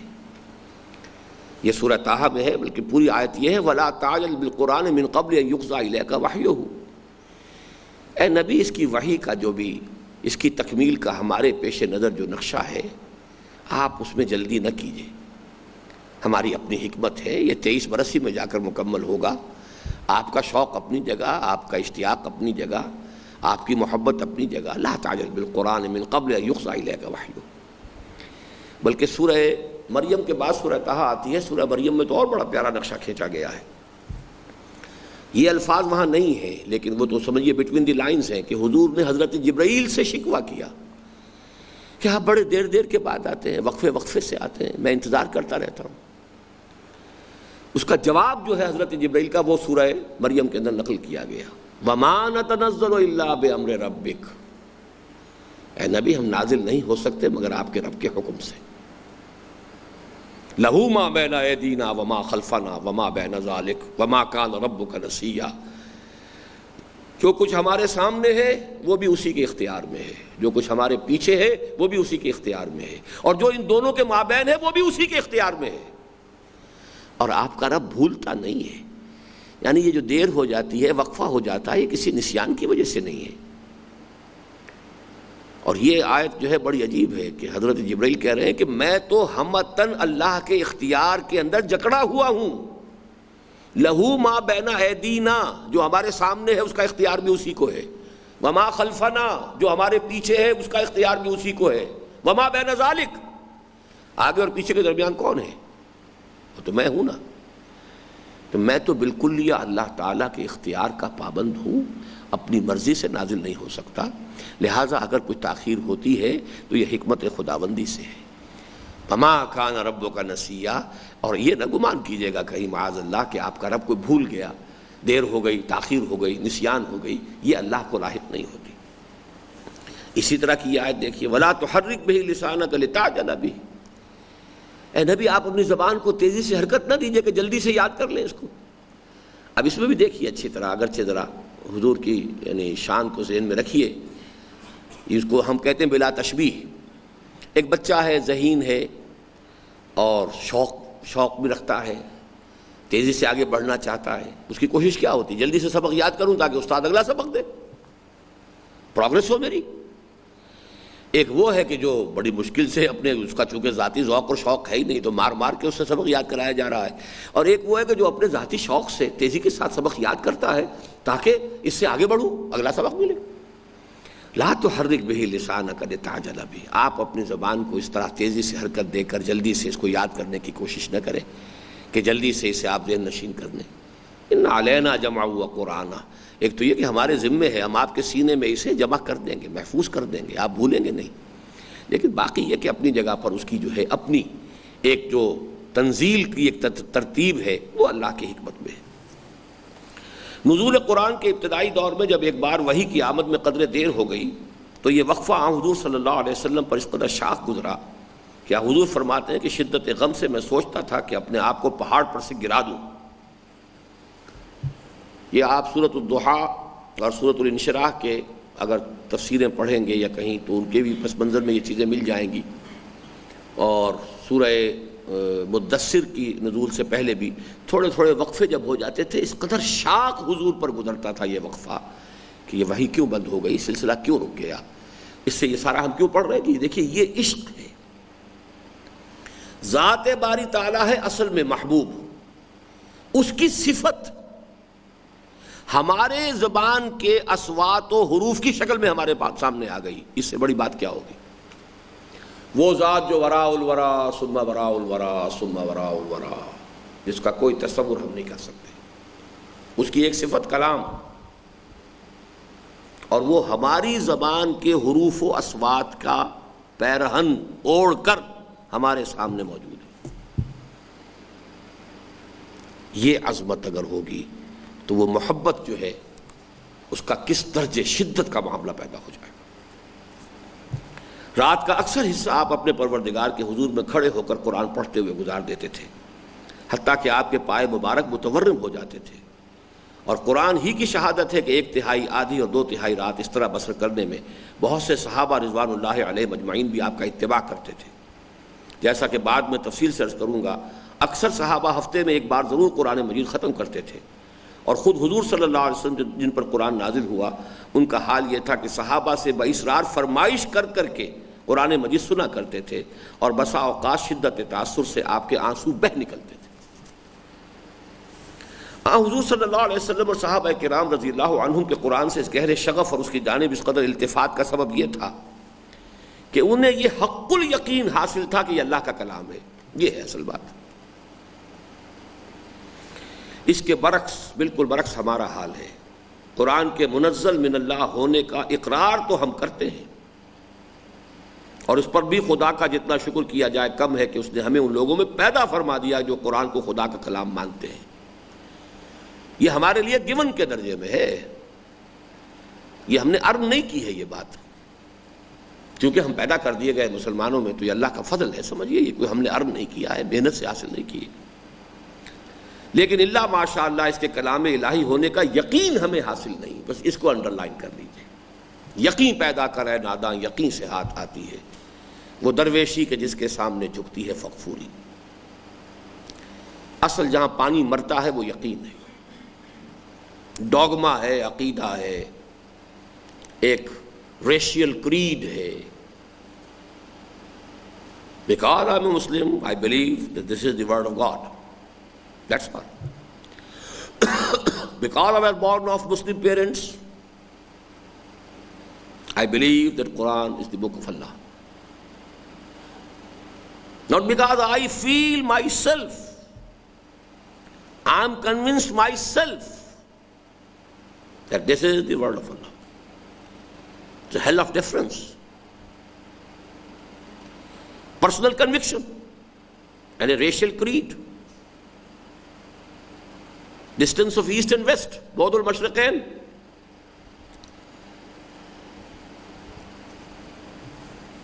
لیکن اللہ ماشاء اللہ اس کے کلام الہی ہونے کا یقین ہمیں حاصل نہیں، اور در حقیقت یہی ہمارے قرآن سے بعد اور اس کی جانب عدم التفات و توجہ کا اصل سبب ہے.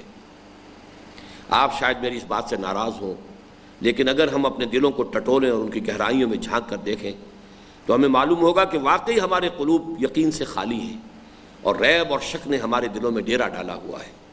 ہماری اس کیفیت کا نقشہ قرآن مجید نے ان الفاظ میں کھینچا ہے، وَإِنَّ الَّذِينَ أُورِثُوا الْكِتَابَ مِن بَعْدِهِمْ لَفِي شَكٍّ مِّنْهُ مُرِيبٍ۔ سورہ شورى کی آیت ہے یہ۔ اور جن لوگوں کو بعد میں کتاب کا وارث بنایا گیا وہ اس کے بارے میں شکوک و شبہات میں مبتلا ہو گئے۔ اس ایک آیت میں دونوں لفظ آ گئے، ریب بھی اور شک بھی۔ شک ایک ذہنی کیفیت کا نام ہے، ریب ایک قلبی خلجان کا نام ہے۔ یہ دونوں الفاظ کے اندر فرق ہے۔ دل میں خلجان ہے، یہ ریب ہے، اور ذہن میں کوئی شک ہے، یہ شک ہے۔ لفی شک منہ مریب، اس لیے کہ قرآن عطا ہوا محمد کو صلی اللہ علیہ وسلم وہ ایمان مجسم تھے، یقین کامل تھے۔ صحابہ کرام نے ان سے کسب فیض کیا، وہ ایک ایمان کی یوں سمجھیے کہ آخری منزلوں تک اللہ نے ان کو پہنچایا۔ پھر اس کے بعد رفتہ رفتہ بجھی عشق کی آگ اندھیر ہے، مسلمان نہیں راکھ کا ڈھیر ہے، پھر وہ یقین والی آگ ختم ہوتی چلی گئی۔ اس پر ایک پورا مقالہ ہے، انشاءاللہ پڑھیں گے ہم جب دعوت رجوع القرآن کا منظر اور پس منظر پڑھیں گے۔ لیکن یہ ہے کہ قرآن مجید نے بھی اس کا نقشہ کھینچ دیا ہے، وَإِنَّ الَّذِينَ أُورِثُوا الْكِتَابَ مِن بَعْدِهِمْ لَفِي شَكٍّ مِّنْهُ مُرِيبٍ۔ اور اس کا اصل سبب جو سورہ شورى میں بیان ہوا ہے وہ یہ ہے کہ جب مذہبی طبقات میں اختلافات شروع ہو جاتے ہیں، مذہبی قیادت جو ہے وہ جوتم پیزار ہوتی ہے، تو آئندہ نسلوں میں مذہب ہی کے بارے میں شکوک و شبہات پیدا ہو جاتے ہیں۔ یہ سورہ شورى کی آیت نمبر 14، پھر کبھی انشاءاللہ اس پر تفصیل سے گفتگو ہوگی۔ یہی وجہ ہے کہ نہ ہمارے دلوں میں اس کی کوئی عظمت ہے، نہ اس کو پڑھنے پر ہماری طبیعت آمادہ ہوتی ہے، نہ اس پر غور و فکر کی کوئی رغبت ہم اپنے اندر پاتے ہیں، نہ ہی اسے زندگی کا واقعی لاہ عمل بنانے کا خیال کبھی ہمیں آتا ہے۔ اس پورے صورتحال کا اصل سبب ایمان اور یقین کی کمی ہے، اور جب تک اسے دور نہ کیا جائے کسی وعظ و نصیحت سے کوئی پائیدار نتیجہ برآمد نہیں ہو سکتا۔ وعظ و نصیحت سے فوری تو کچھ فائدہ ہو جاتا ہے، لیکن یہ کہ پائیدار نتیجہ ہوگا اگر یہ ایمان ہو نیچے، حقیقی ایمان، قلبی یقین والا ایمان، تب وہ فائدہ مستقل ہوگا، پائیدار ہوگا۔ اب دیکھیے یہ جو بولڈ لیٹرز میں عبارت آئی، لہذا ہم میں سے ہر ایک کا سب سے پہلا فرض یہ ہے کہ وہ اپنے دل کو اچھی طرح ٹٹولے اور دیکھے کہ وہ قرآن مجید کو بس ایک متوارث مذہبی عقیدے، ڈاگما کی حیثیت سے ایک ایسی مقدس آسمانی کتاب سمجھتا ہے جس کا زندگی اور اس کے جملہ معاملات سے کوئی تعلق نہیں ہے،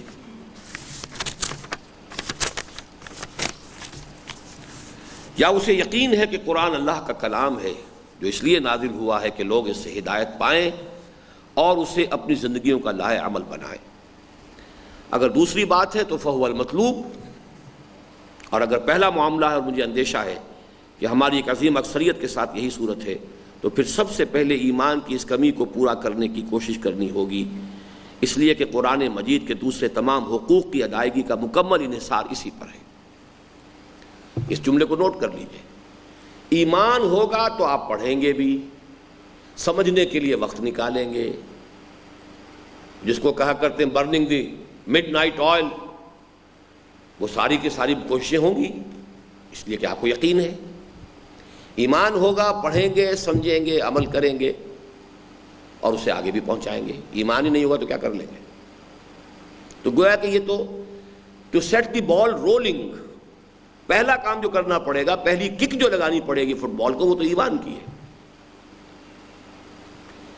یہاں اب وہ بڑی ایک مشکل بحث آ رہی ہے، یہاں سادہ ترین الفاظ میں ہے، میں نے کسی درجے میں اسے آپ کے سامنے پہلے بیان کر دیا ہے، لیکن کبھی وقت ہوا تو انشاءاللہ اس پر پھر، کیونکہ جو میرے محاضرات ہیں ایمان کی حقیقت پر، اس میں میں تفصیل سے ان پر گفتگو کر چکا ہوں، پھر کبھی بات ہوگی۔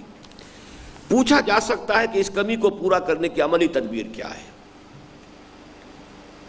کیسے ایمان پیدا کریں قرآن پر؟ یعنی اگر یہ ثابت ہو گیا کہ every other thing depends upon ایمان،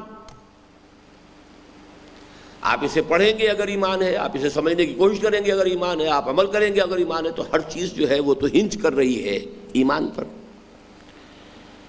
تو ویئر ٹو گیٹ دیٹ ایمان فرام؟ اب یہ گویا کہ بوائل ڈاؤن ہو گیا کوشچن. اس کا جواب یہ ہے کہ ایمان کی تحصیل کا سب سے آسان اور سب سے مؤثر طریقہ ذریعہ تو اصحاب ایمان و یقین کی صحبت ہے. یہی وجہ ہے کہ صحابہ کرام رضوان اللہ علیہ مجمعین کے قلوب و ایمان میں یقین کی جو کیفیت مجسمہ ایمان و پیکر یقین صلی اللہ علیہ وسلم کی صحبت کی بدولت پیدا ہوئی تھی، اس کا تصور بھی اب ناممکن ہے. آپ کی وفات کے بعد بھی عوام الناس تو نور ایمانی کے اکتساب کے لیے ایسے خواص کی صحبت ہی کے محتاج ہیں جن کے دلوں میں ایمان و یقین کی شمع روشن ہو، لیکن خود ان خواص کے لیے نور ایمان کا سب سے بڑا منبع قرآن مجید ہے، اور اس کے بعد اخبار و آثار اور سیرت رسول صلی اللہ علیہ وسلم اور سیر صحابہ رضوان اللہ علیہ مجمعین کا ایسا مطالعہ جس سے طالب کو حضور اور صحابہ کی معنوی صحبت میسر آ جائے. رہا خود قرآن پر یقین اور اس میں اضافہ، تو اس کا تو بس ایک ہی ذریعہ ہے اور وہ خود قرآن ہے.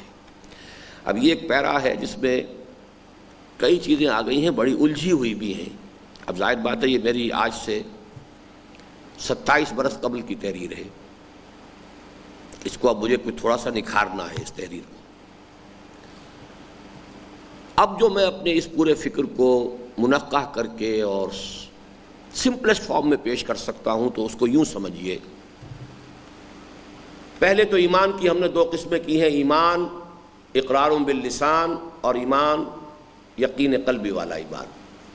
اب اقرار باللسان کو تو بھول جائیے، وہ تو ہمیں حاصل ہے ہی ہے، اس کے بارے میں گفتگو جو ہے بیکار ہے، وقت ضائع کرنا ہے. We have it, already have it, تحصیل حاصل ہے. اب آئیے یقین. یقین کو دو کیٹیگریز میں تقسیم کیجئے. ایک یقین ہے جس کے لیے میں لفظ استعمال کر رہا ہوں بلائنڈ فیتھ.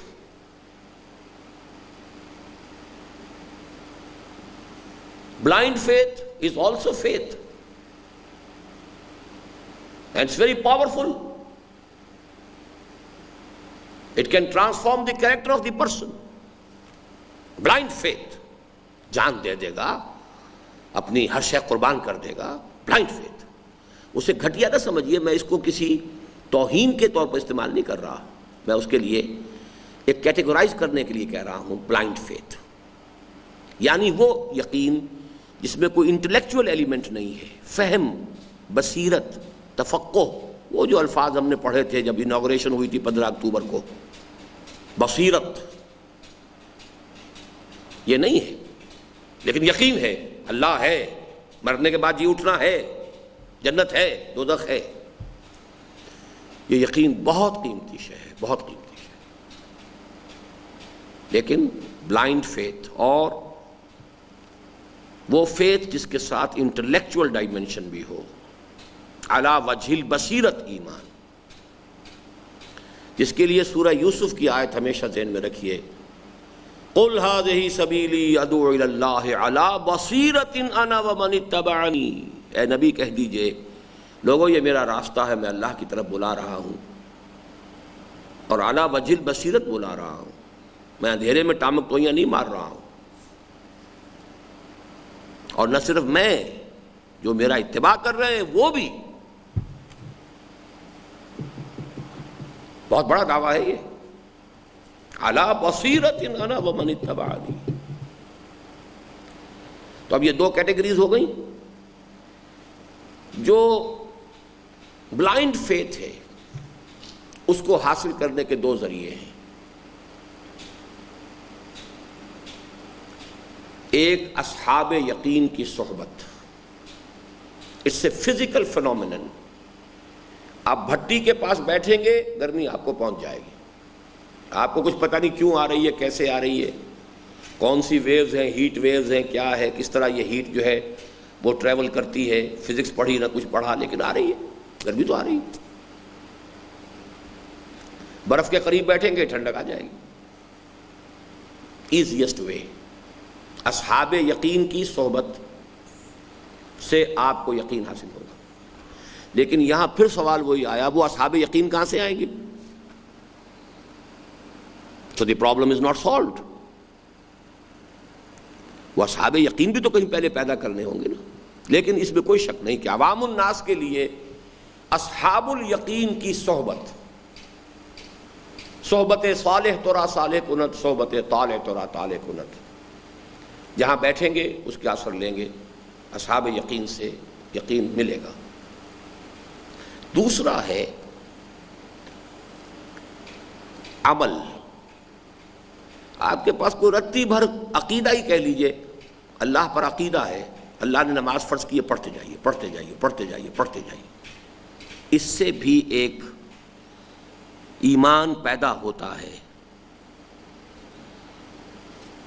ایمان عمل کو جنم دیتا ہے تو عمل بھی ایمان کو جنم دیتا ہے. It's a two way phenomenon. یہ سیکنڈ میتھڈالوجی ہے جو تبلیغی جماعت اڈاپٹ کر رہی ہے اور بہت سکسیسفلی کر رہی ہے. لگے رہو، چلے میں جاؤ، 40 دن لگے رہو گے، نمازیں پڑھو گے، ماحول سے برے سے نکل گئے ہو، اچھے ماحول میں رہو گے، لگے رہو لگے رہو. اور اس پر بحث ہوئی ہے سورہ حجرات کے اندر، اس کے آخری آیات میں.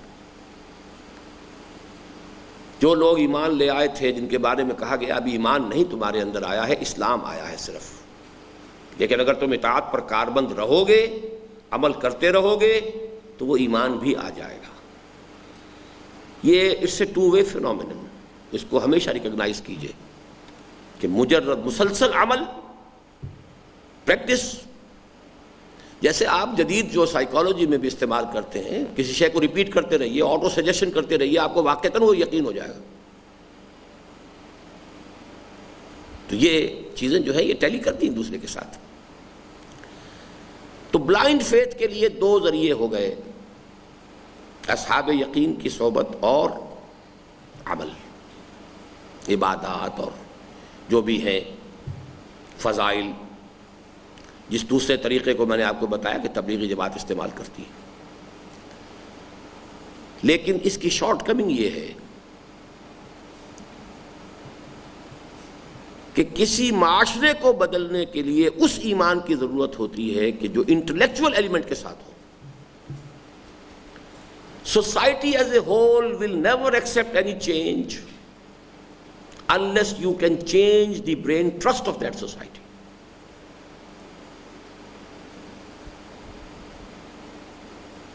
ماسز کے چینج ہونے سے سوسائٹی چینج نہیں ہوگی. یہ بالکل ایسے ہے کہ جیسے انسان کا جسم ہے، اس میں یہ دماغ ہے. اب میں وہ 2.25 من وزن میرا ہے، دماغ کا کتنا ہوگا؟ لیکن یہ دماغ کنٹرول کر رہا ہے. میرا ہاتھ ہے، اس میں کچھ صلاحیتیں ہیں، کچھ پکڑ سکتا ہے، کچھ کام کر سکتا ہے، کیا کرے کیا نہ کرے اس کا فیصلہ یہاں ہوتا ہے. ہاتھ فیصلہ نہیں کرتا.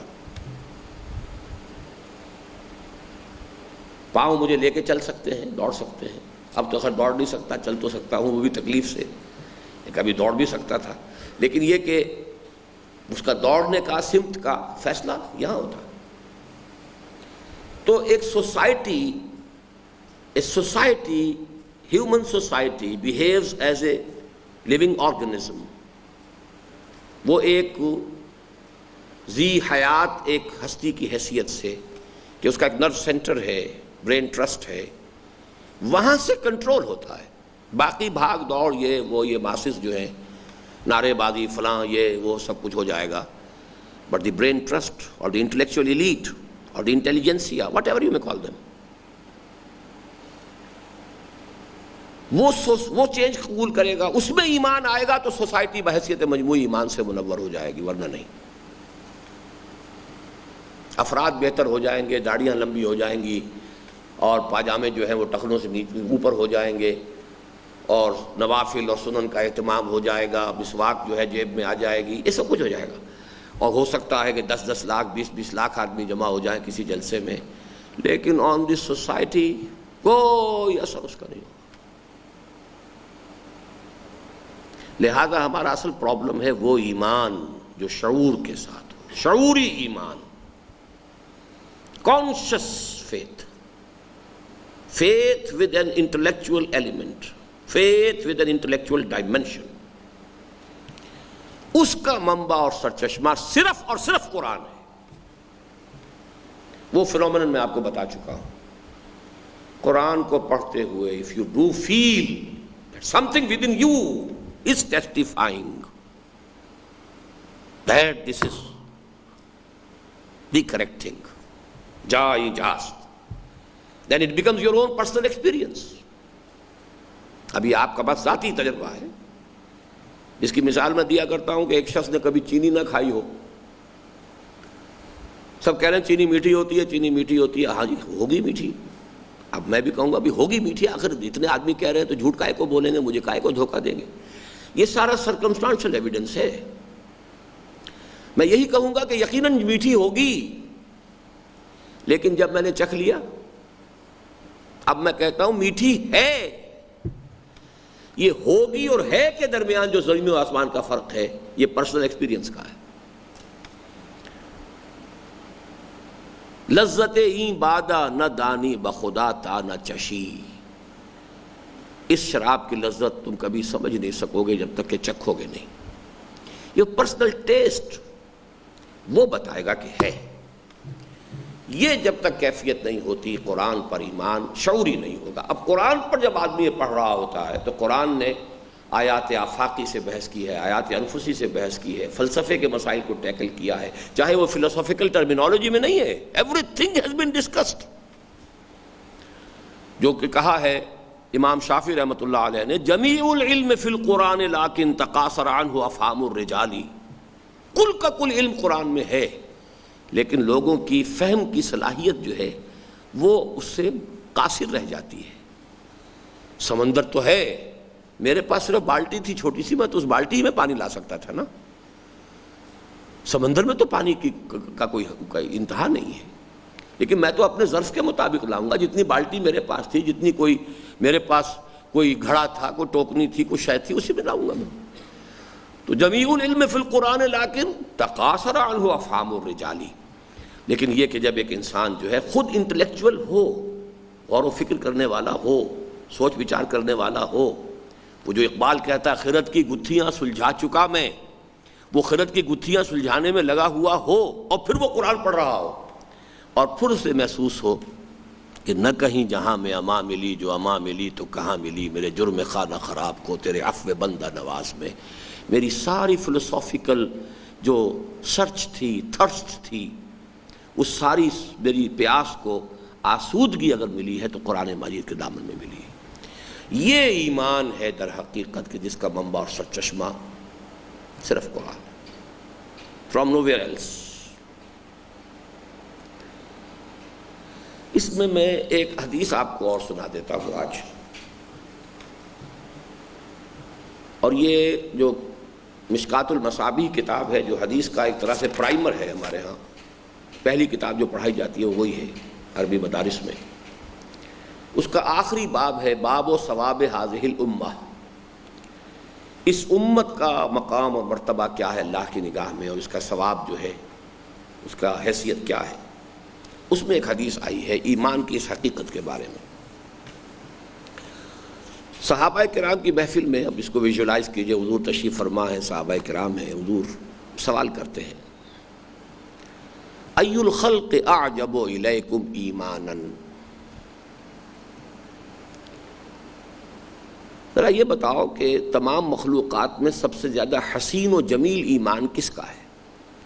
یہاں ایک لفظ نوٹ کر لیجیے، اعجب. اعجب ہے عجیب سے. عجیب اردو میں تو ہم کہتے ہیں عجیب شے کہ جو غیر معمولی سی شے ہے، اب نارمل کو بھی عجیب کہہ دیں گے. لیکن یہ کہ عربی میں عجیب کہتے ہیں نہایت دل ربا، دل خوشکن، دل کو بھانے والی، پسند آنے والی، من کو بھانے والی وہ شے عجیب ہے. ای الخلق اعجب الیکم ایمانا، تمام مخلوقات میں سب سے حسین اور جمیل اور دل کو لبھانے والا ایمان کس کا ہے؟ Khizar you are following, understanding? Okay. The answer of the first attempt was، صحابہ نے پہلا جواب جو دیا وہ یہ تھا الملائکہ. فرشتوں کا ایمان. حضور نے فرمایا وَمَا لَهُمْ لَا يُؤْمِنُونَ وَهُمْ عِندَ رَبِّهِمْ، وہ کیسے ایمان نہ لاتے، وہ تو اپنے رب کے پاس ہیں. ان کا کون سا تیر مارا انہوں نے جو ایمان ہے ان کے. جب ان کے سامنے جنت بھی ہے، ان کے سامنے دوزخ بھی ہے، وہ تو ابو جہل کے سامنے بھی آ جائے تو ایک لمحے میں ایمان لے آئے گا، تو وہ کوئی ان کا ایمان کی کوئی حیثیت نہیں. وَمَا لَهُمْ لَا يُؤْمِنُونَ وَهُمْ عِندَ رَبِّهِمْ، وہ تو اپنے رب کے پاس ہے. دوسری اٹمپٹ میں کہا فَالْأَنْبِيَاء، پھر نبیوں کا ایمان ہے، رسولوں کا ایمان ہے. حضور نے فرمایا وَمَا لَهُمْ لَا يُؤْمِنُونَ وَالْوَحْيُ يَنزِلُ عَلَيْهِمْ، وہ کیسے ایمان نہ لاتے جبکہ وحی ان پر نازل ہوئی.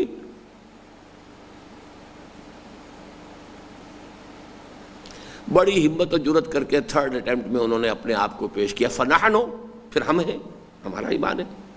وَمَا لَكُمْ لَا تُؤْمِنُونَ وَأَنَا بَيْنَ أَظْهُرِكُمْ، تمہارا کیا کمال ہے تم ایمان لائے جبکہ میں تمہارے مابین موجود ہوں.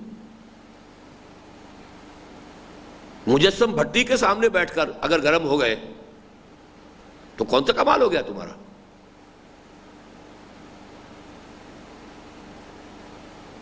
اب تینوں کو ریجیکٹ کر کے حضور نے فرمایا ان اعجب الخلق الی ایمانا لا اخواننا الذین یاتون من بعدی، میرے نزدیک حسین ترین ایمان تمام مخلوقات میں ہمارے ان بھائیوں کا ہوگا. بڑا پیارا لفظ استعمال کیا، لا اخواننا، ہمارے بھائی، یاتون من بعدی، جو میرے بعد آئیں گے. یجدون صحفا فیہ کتاب اللہ فیؤمنون بما فیہا، انہیں تو کچھ اوراق ملیں گے جن میں اللہ کی کتاب درج ہوگی، اس پر ایمان لائیں گے. یہ گویا کہ ایمان اعجب جس کا ہے اس کا یہ موقع میرے اور آپ کے لیے کھلا ہوا ہے. لیکن اس کو کمپیئر کیجئے گا، ایمان افضل صحابہ کا ہے. ہر لفظ کی اپنی کنوٹیشن ہے، اس میں کہیں غلطی نہ ہو جائے. ادنا سے ادنا صحابی کا ایمان افضل ہے بڑے سے بڑے ولی اور بڑے سے بڑے کسی بھی غیر صحابی کے ایمان سے. افضل اور ہے، فضیلت اور ہے، عجب اور ہے، ٹن اور ہے، تولہ اور ہے. لیکن ہو سکتا ہے اللہ کی نگاہ میں کسی کا ایک تولہ کسی کے دوسرے کے ٹن کے مقابلے میں قیمتی ہو. کسی شخص کے پاس 2 ٹن سونا رکھا ہوا تھا، اس نے 1 ٹن لا کر دے دیا، اور کسی کے پاس 1 تولہ ہی تھا، اس نے تولہ ہی لا کر دے دیا. تو تولہ زیادہ قیمتی ہے یا 1 ٹن؟ ریلیٹیو ویلیو کے اعتبار سے بڑا فرق ہو جائے گا. کوانٹٹی وائز ٹن بہت زیادہ، تولہ بہت کم ہے. لیکن وہ جو ٹن لے کر آیا وہ 1 ٹن چھوڑ کر بھی آیا ہے، وہ تو 50% مارکس لے گیا. اور جس کے پاس تولہ تھا، تولہ لے آیا، وہ 100% لے گیا. تو کامیاب بہت زیادہ ہے. اس اعتبار سے افضل اور اعجب کا فرق رکھیے گا. افضل ایمان صحابہ کرام کا ہے، اعجب ایمان یہ بعد کے آنے والے جو اس قرآن مجید کے اندر تدبر کر کے اور فکر کر کے، اس میں بقول اقبال غوطہ زنی کر کے، قرآن میں ہو غوطہ زن اے مرد مسلمان، اور یہاں سے جب وہ ایمان اور یقین کی کیفیت حاصل کرتے ہیں تو ان اعجب الخلق الی ایمانا لاخواننا الذین یاتون من بعدی یجدون صحفا فیہ کتاب اللہ فیؤمنون بما فیہا. وہ جنس نہیں ایمان جسے لے آئیں دکانیں فلسفہ سے، ڈھونڈے سے ملے گی عاقل کو. یہاں ذرا لفظ قاری لکھا گیا ہے، اس کو کاٹ کے ٹھیک کر لیجئے. یہ شعر جو ہے اصل میں عاقل کے لیے ہے، اور وہ جو ریشنل ایمان جس کو میں کہہ رہا ہوں، جس میں شعور ہو، یہ اس ایمان کی بات ہے. ڈھونڈے سے ملے گی عاقل کو یہ قرآن کے سپاروں. جیسا کہ میں بعد میں کسی قدر تفصیل سے عرض کروں گا، ایمان در حقیقت کوئی خارج سے ٹھوسی جانے والی چیز ہے ہی نہیں. اب یہ ایمان کے بارے میں ایک اور بہت گہری بحث ہے.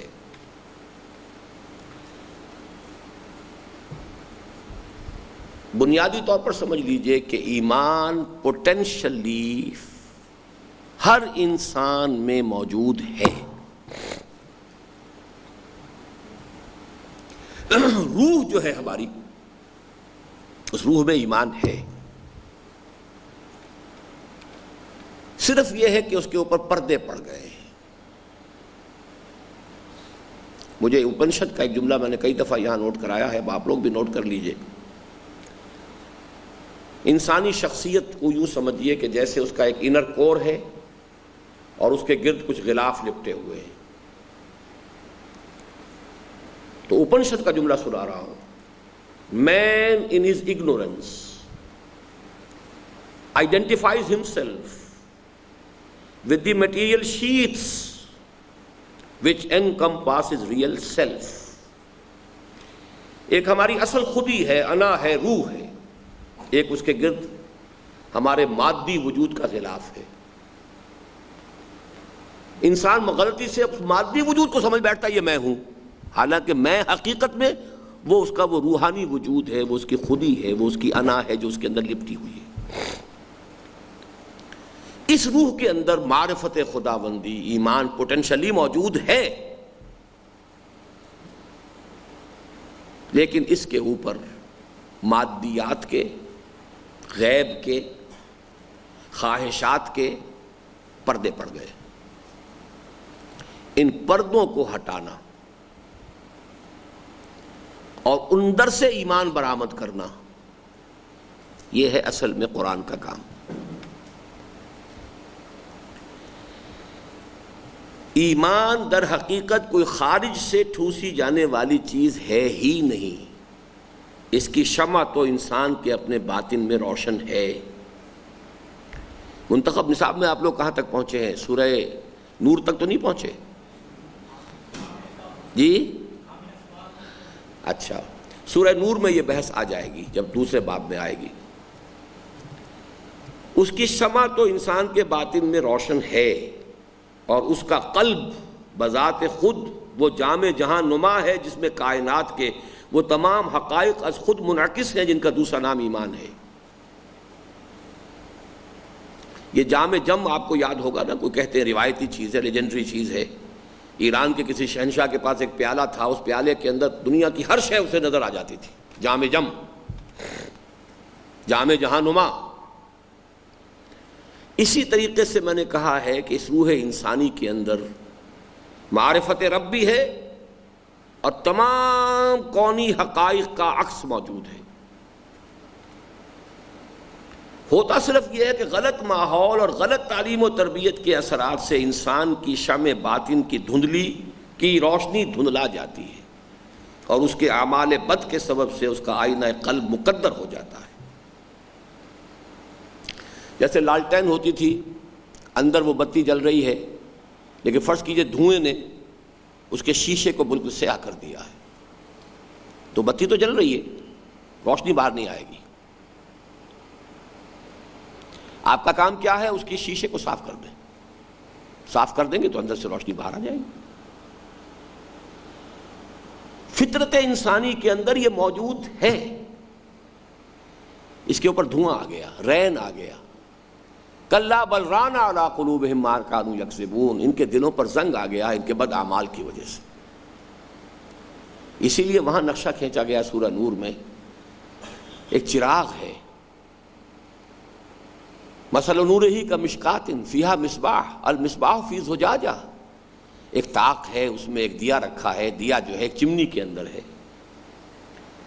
یہ در حقیقت معرفت خداوندی کا یہ دیا ہر قلب انسانی کے اندر روشن ہے، لیکن اس کے اوپر دھواں چڑھ گیا ہے، اس پر غلاف آ گئے ہیں، اس پر پردے پڑ گئے ہیں، غلط تعلیم کے، غلط ماحول کے. جیسے کہ ایک حدیث میں آتا ہے کہ ہر بندہ جو پیدا ہوتا ہے انسان، وہ فطرت اسلام لے کر آتا ہے. کل مولود یولد علی الفطرہ فابواہ یہودانہ او یمسجانہ او ینصرانہ. یہ تو اس کے والدین ہیں جو اسے یہودی یا نصرانی یا مجوسی بنا دیتے ہیں. وہ پیدا تو ہوتا ہے فطرت اسلام پر، ہر بچہ کھلی فطرت لے کر آتا ہے. یہ جو پردے پڑ گئے ہیں اوپر، اس آئینے کو سیکل کرنے اور انسان کی شمع باطن کے نور کو اجاگر کرنے کے لیے ہی کلام الہی تبصرۃ و ذکریٰ لکل عبد منیب بن کر نازل ہوا ہے. یہ حدیث نیچے آ گئی ہے، کل مولود یولد علی الفطرہ. ہر بچہ جو پیدا ہوتا ہے فطرت پر پیدا ہوتا ہے. فابواہ یہودانہ او یمجسانہ او ینصرانہ او کما قال صلی اللہ علیہ وسلم. یہ تو اس کے والدین ہوتے ہیں جو مجوسی، نصرانی یا یہودی بنا دیتے ہیں. تو اوپر سے سیکل کرنے کے لیے قرآن مجید نازل ہوا، اس نے غبار ہٹایا اور اندر سے وہ قلب انسانی کے اندر سے، روح انسانی کے اندر سے ایمان کی روشنی جو ہے باہر نکلنے لگی۔ تلاش حق کی نیت سے اسے پڑھا اور اس پر غور و فکر کیا جائے تو سارے حجابات دور ہوتے چلے جاتے ہیں اور انسان کا باطن نور ایمان سے جگمگا اٹھتا ہے۔ یہ تو ہوئی نور ایمانی کی اولین تحصیل۔ اس کے بعد بھی جب کبھی غفلت یا غلبہ بہیمیت کے سبب سے، بہیمیت کسے کہتے ہیں؟ بہائم، حیوانات، تو غلبہ بہیمیت، اینیمل انسٹنکٹس جب ہمارے اوپر غالب آ جاتے ہیں، the id or libido of the Freudian terminology، جب انسان کی خواہشات، شہوات، آرزوئیں، دنیاوی لسٹ اینڈ ڈیزائرز وہ آ کر وہ کلاؤڈ کر دیتی ہیں، تو اس کے بعد بھی مسلسل ان کو دھوتے رہنا، صاف کرتے رہنا، پاک کرتے رہنا، ہٹاتے رہنا، تاکہ دیے کی روشنی اندر سے نکلتی رہے۔ یہ کام ہے کہ جو قرآن مجید کی تلاوت کے ذریعے سے بار بار اور مسلسل اور پہم کرتے رہنے کا۔ یہ تو ہوئی نور ایمانی کی اولین تحصیل۔ اس کے بعد بھی جب کبھی غفلت یا غلبہ بہیمیت کے سبب سے آئینہ قلب غبار آلود ہو جائے تو اس کے جلا و صقل کا مؤثر ترین ذریعہ قرآن مجید ہی ہے، جیسا کہ حضرت عبداللہ ابن عمر رضی اللہ عنہما کی روایت کے مطابق حضور صلی اللہ علیہ وسلم نے فرمایا، یہ بڑی پیاری حدیث ہے، ان هذه القلوب لتصدع، ان دلوں کے اوپر زنگ آ جایا کرتا ہے، کما یصدع الحدید، جیسے کہ لوہے پر زنگ آ جاتا ہے۔ آئرن گیٹس رسٹڈ، وائی اذا اصابہ الماء، پانی اس پر پڑتا رہتا ہے، تو جس طرح پانی پڑتا رہے لوہے پر زنگ آ جائے گا، دلوں پر بھی زنگ آتا ہے۔ قیل یا رسول اللہ فما جلاؤہا، صحابہ نے پوچھا حضور اگر ایسی بات ہے تو یہ بتائیے کہ اس کا جلا کیا ہے، how to polish it again. ہماری تلواروں کے اوپر زنگ آ جاتا، ہم سیکل کرتے ہیں، پالش کرتے ہیں، پھر چمکنے لگتی ہیں۔ قال کثرت ذکر الموت و تلاوت القرآن، کثرت سے موت کو یاد کرنا کہ جانا ہے، یہاں رہنا نہیں ہے، یہ میری مستقل منزل نہیں ہے، مستقل ٹھکانہ نہیں ہے، اٹس ناٹ دی پرماننٹ ابوڈ، جانا ہے۔ اور قرآن مجید کی تلاوت۔ خلاصہ کلام یہ کہ محض ایک متوارث عقیدے کے طور پر قرآن کو ایک مقدس آسمانی کتاب ماننے سے ہماری موجودہ صورتحال میں کوئی تبدیلی پیدا نہیں ہو سکتی، اور قرآن مجید کے ساتھ عدم التفات کا جو رویہ ہمارا اس وقت ہے وہ نہیں بدل سکتا۔ قرآن مجید کے جو حقوق ہم پر عائد ہوتے ہیں ان کی ادائیگی کی اولین شرط یہ ہے کہ سب سے پہلے ہمارے دلوں میں یہ یقین پیدا ہو کہ قرآن اللہ کا کلام ہے اور ہماری ہدایت کے لیے نازل ہوا ہے۔ اس یقین کے پیدا ہوتے ہی قرآن کے ساتھ ہمارے تعلق میں ایک انقلاب آ جائے گا، یہ احساس کہ یہ ہمارے اس خالق و مالک کا کلام ہے جس کی ذات ہے تبارک و تعالی، وراء الورا ثم وراء الورا، beyond and beyond, beyond and beyond, beyond any perception, beyond any imagination, اور جس کا ادنا ترین درجے میں بھی کوئی تصور ہمارے بس میں نہیں ہے، اور جس کی ذات کے ادراک سے عجز کا احساس ہی بقول افضل البشر بعد الانبیاء کمال ادراک ہے۔ یہ بھی پھر ثقیل بات آ گئی۔ دیکھیے اللہ تعالیٰ کی ایک ہے ذات، ایک ہے اس کی صفات۔ ذات باری تعالیٰ، his person، we can't know، we can't imagine، اور اگر آپ امیجن کرنے کی کوشش کریں گے شرک میں مبتلا ہو جائیں گے۔ بھائی جو بھی امیجن کریں گے آپ نے کوئی خاکہ اپنے ذہن میں بنا لیا، وہ خاکہ آپ کے ذہن کی پیدا کردہ ایک چھوی ہے، وہی بت ہے، اللہ تو وہ نہیں ہے۔ می تراشد فکر ماں ہر دم خدا وندے دیگر، میری فکر، میری سوچ جو ہے ہر آن ایک نیا خدا تراشتی رہتی ہے۔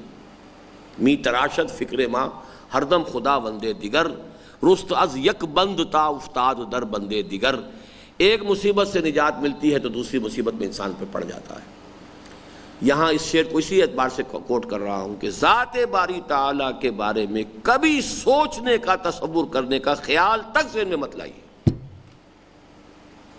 اس میں حضرت ابوبکر کا یہ قول ہے، العجز عن درک الذات ادراک، اللہ تعالیٰ کی ذات کے ادراک سے عاجز آ جانے کا جب انسان کو احساس ہو جائے گا، بس یہی ادراک ہے۔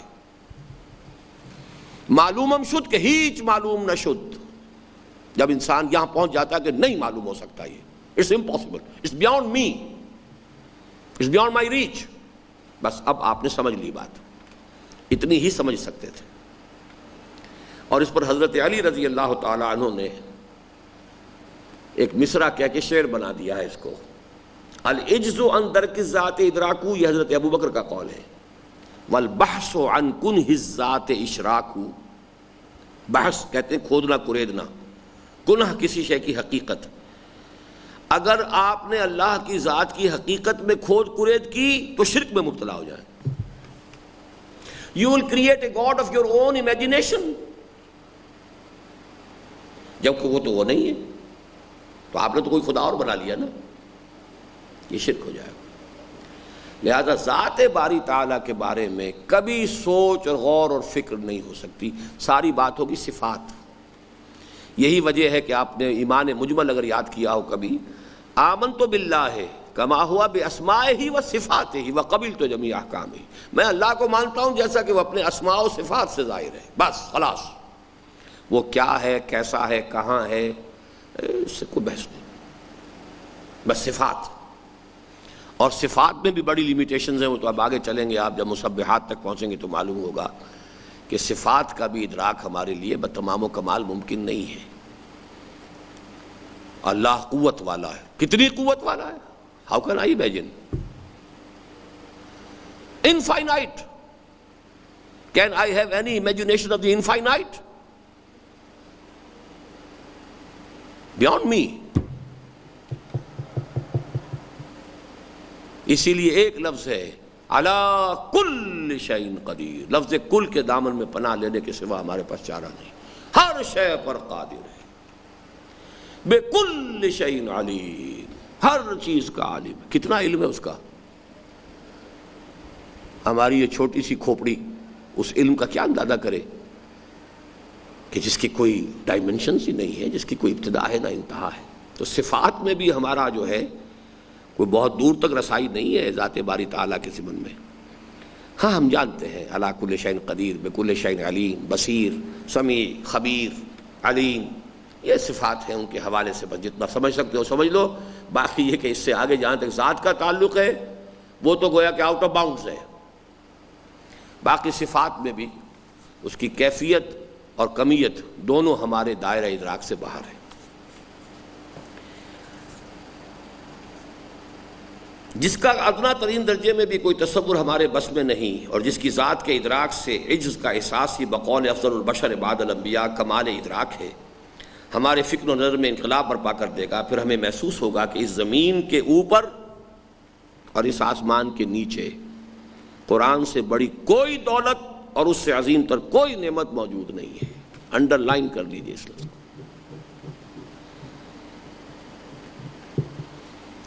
چنانچہ یہی لفظ آئے ہیں بالکل جو سورہ یونس میں ہوا خیر مما یجمعون، یا ایھا الناس قد جاءتکم موعظۃ من ربکم وشفاء لما فی الصدور وہدی ورحمۃ للمؤمنین قل بفضل اللہ وبرحمتہ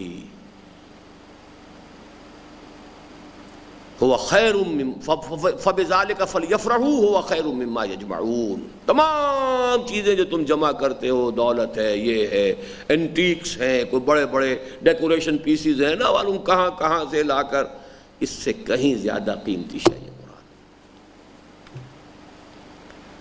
پھر اس کی تلاوت ہماری روح کی غذا۔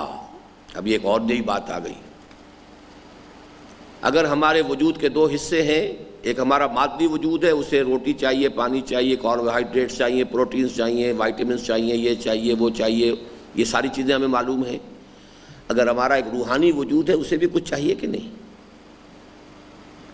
اس کا بھی کوئی تغذیہ ہے، غذا درکار ہے اسے، وہ بھی مزمحل ہوتی ہے کہ نہیں، اس کی تقویہ، تغذیہ اور تقویہ، غذا اور تقویت کا سامان کو ضروری ہے کہ نہیں؟ یہ اب آپ کو عظمت صوم جو میرا کتاب چاہے اس میں پوری بحث ملے گی۔ ہمارے اس جسم کے لیے گندم اور چاول اور گوشت اور وہ یہ اس کی غذائیں ہیں، اور ہماری اس روح کے لیے یہ روح امر رب ہے اور اس کی غذا کلام رب ہے۔ رمضان میں اسی کو ریورس کرتے ہیں کہ ذرا جسم کی غذا کو گھٹاؤ اور رات کو کھڑے ہو کر اس روح کی غذا کو اپنے اندر جذب کرو۔ پھر اس کی تلاوت ہماری روح کی غذا اور اس پر غور و فکر ہمارے قلوب و اذہان کے لیے روشنی بن جائیں گے، اور یقیناً یہ کیفیت پیدا ہو جائے گی کہ اس کی تلاوت سے ہم کبھی سیر نہ ہو سکیں گے۔ یہ لفظ سیر ہے، سیر نہیں۔ سیر کہتے ہیں سیر کرنے کو، چلنے کو۔ یہ تلفظات بھی اپنے ساتھ کے ساتھ یہ اردو اب پڑھ رہے ہیں ہم۔ سیر ہونا ہوتا ہے کسی چیز سے اب طبیعت بھر گئی، سیر ہو گئی، کھانا اتنا کھا لیا کہ اب مزید نہیں کھاتا، سیر ہو گیا۔ میں وہاں سیر نہ کہہ دیجیے کہیں سیر ہو گیا، وہ غلط ہو جائے گا۔ تو یہ سیر ہے، اس کی تلاوت سے ہم کبھی سیر نہ ہو سکیں گے، اور اپنی بہترین ذہنی و فکری صلاحیتوں اور اپنی پوری عمر کو اس پر تدبر و تفکر میں کھپا کر بھی ہم محسوس کریں گے کہ حق تو یہ ہے کہ حق ادا نہ ہوا۔ سبحانک اللہم و بحمدک، نشہد ان لا الہ الا انت، نستغفرک و نتوب الیک۔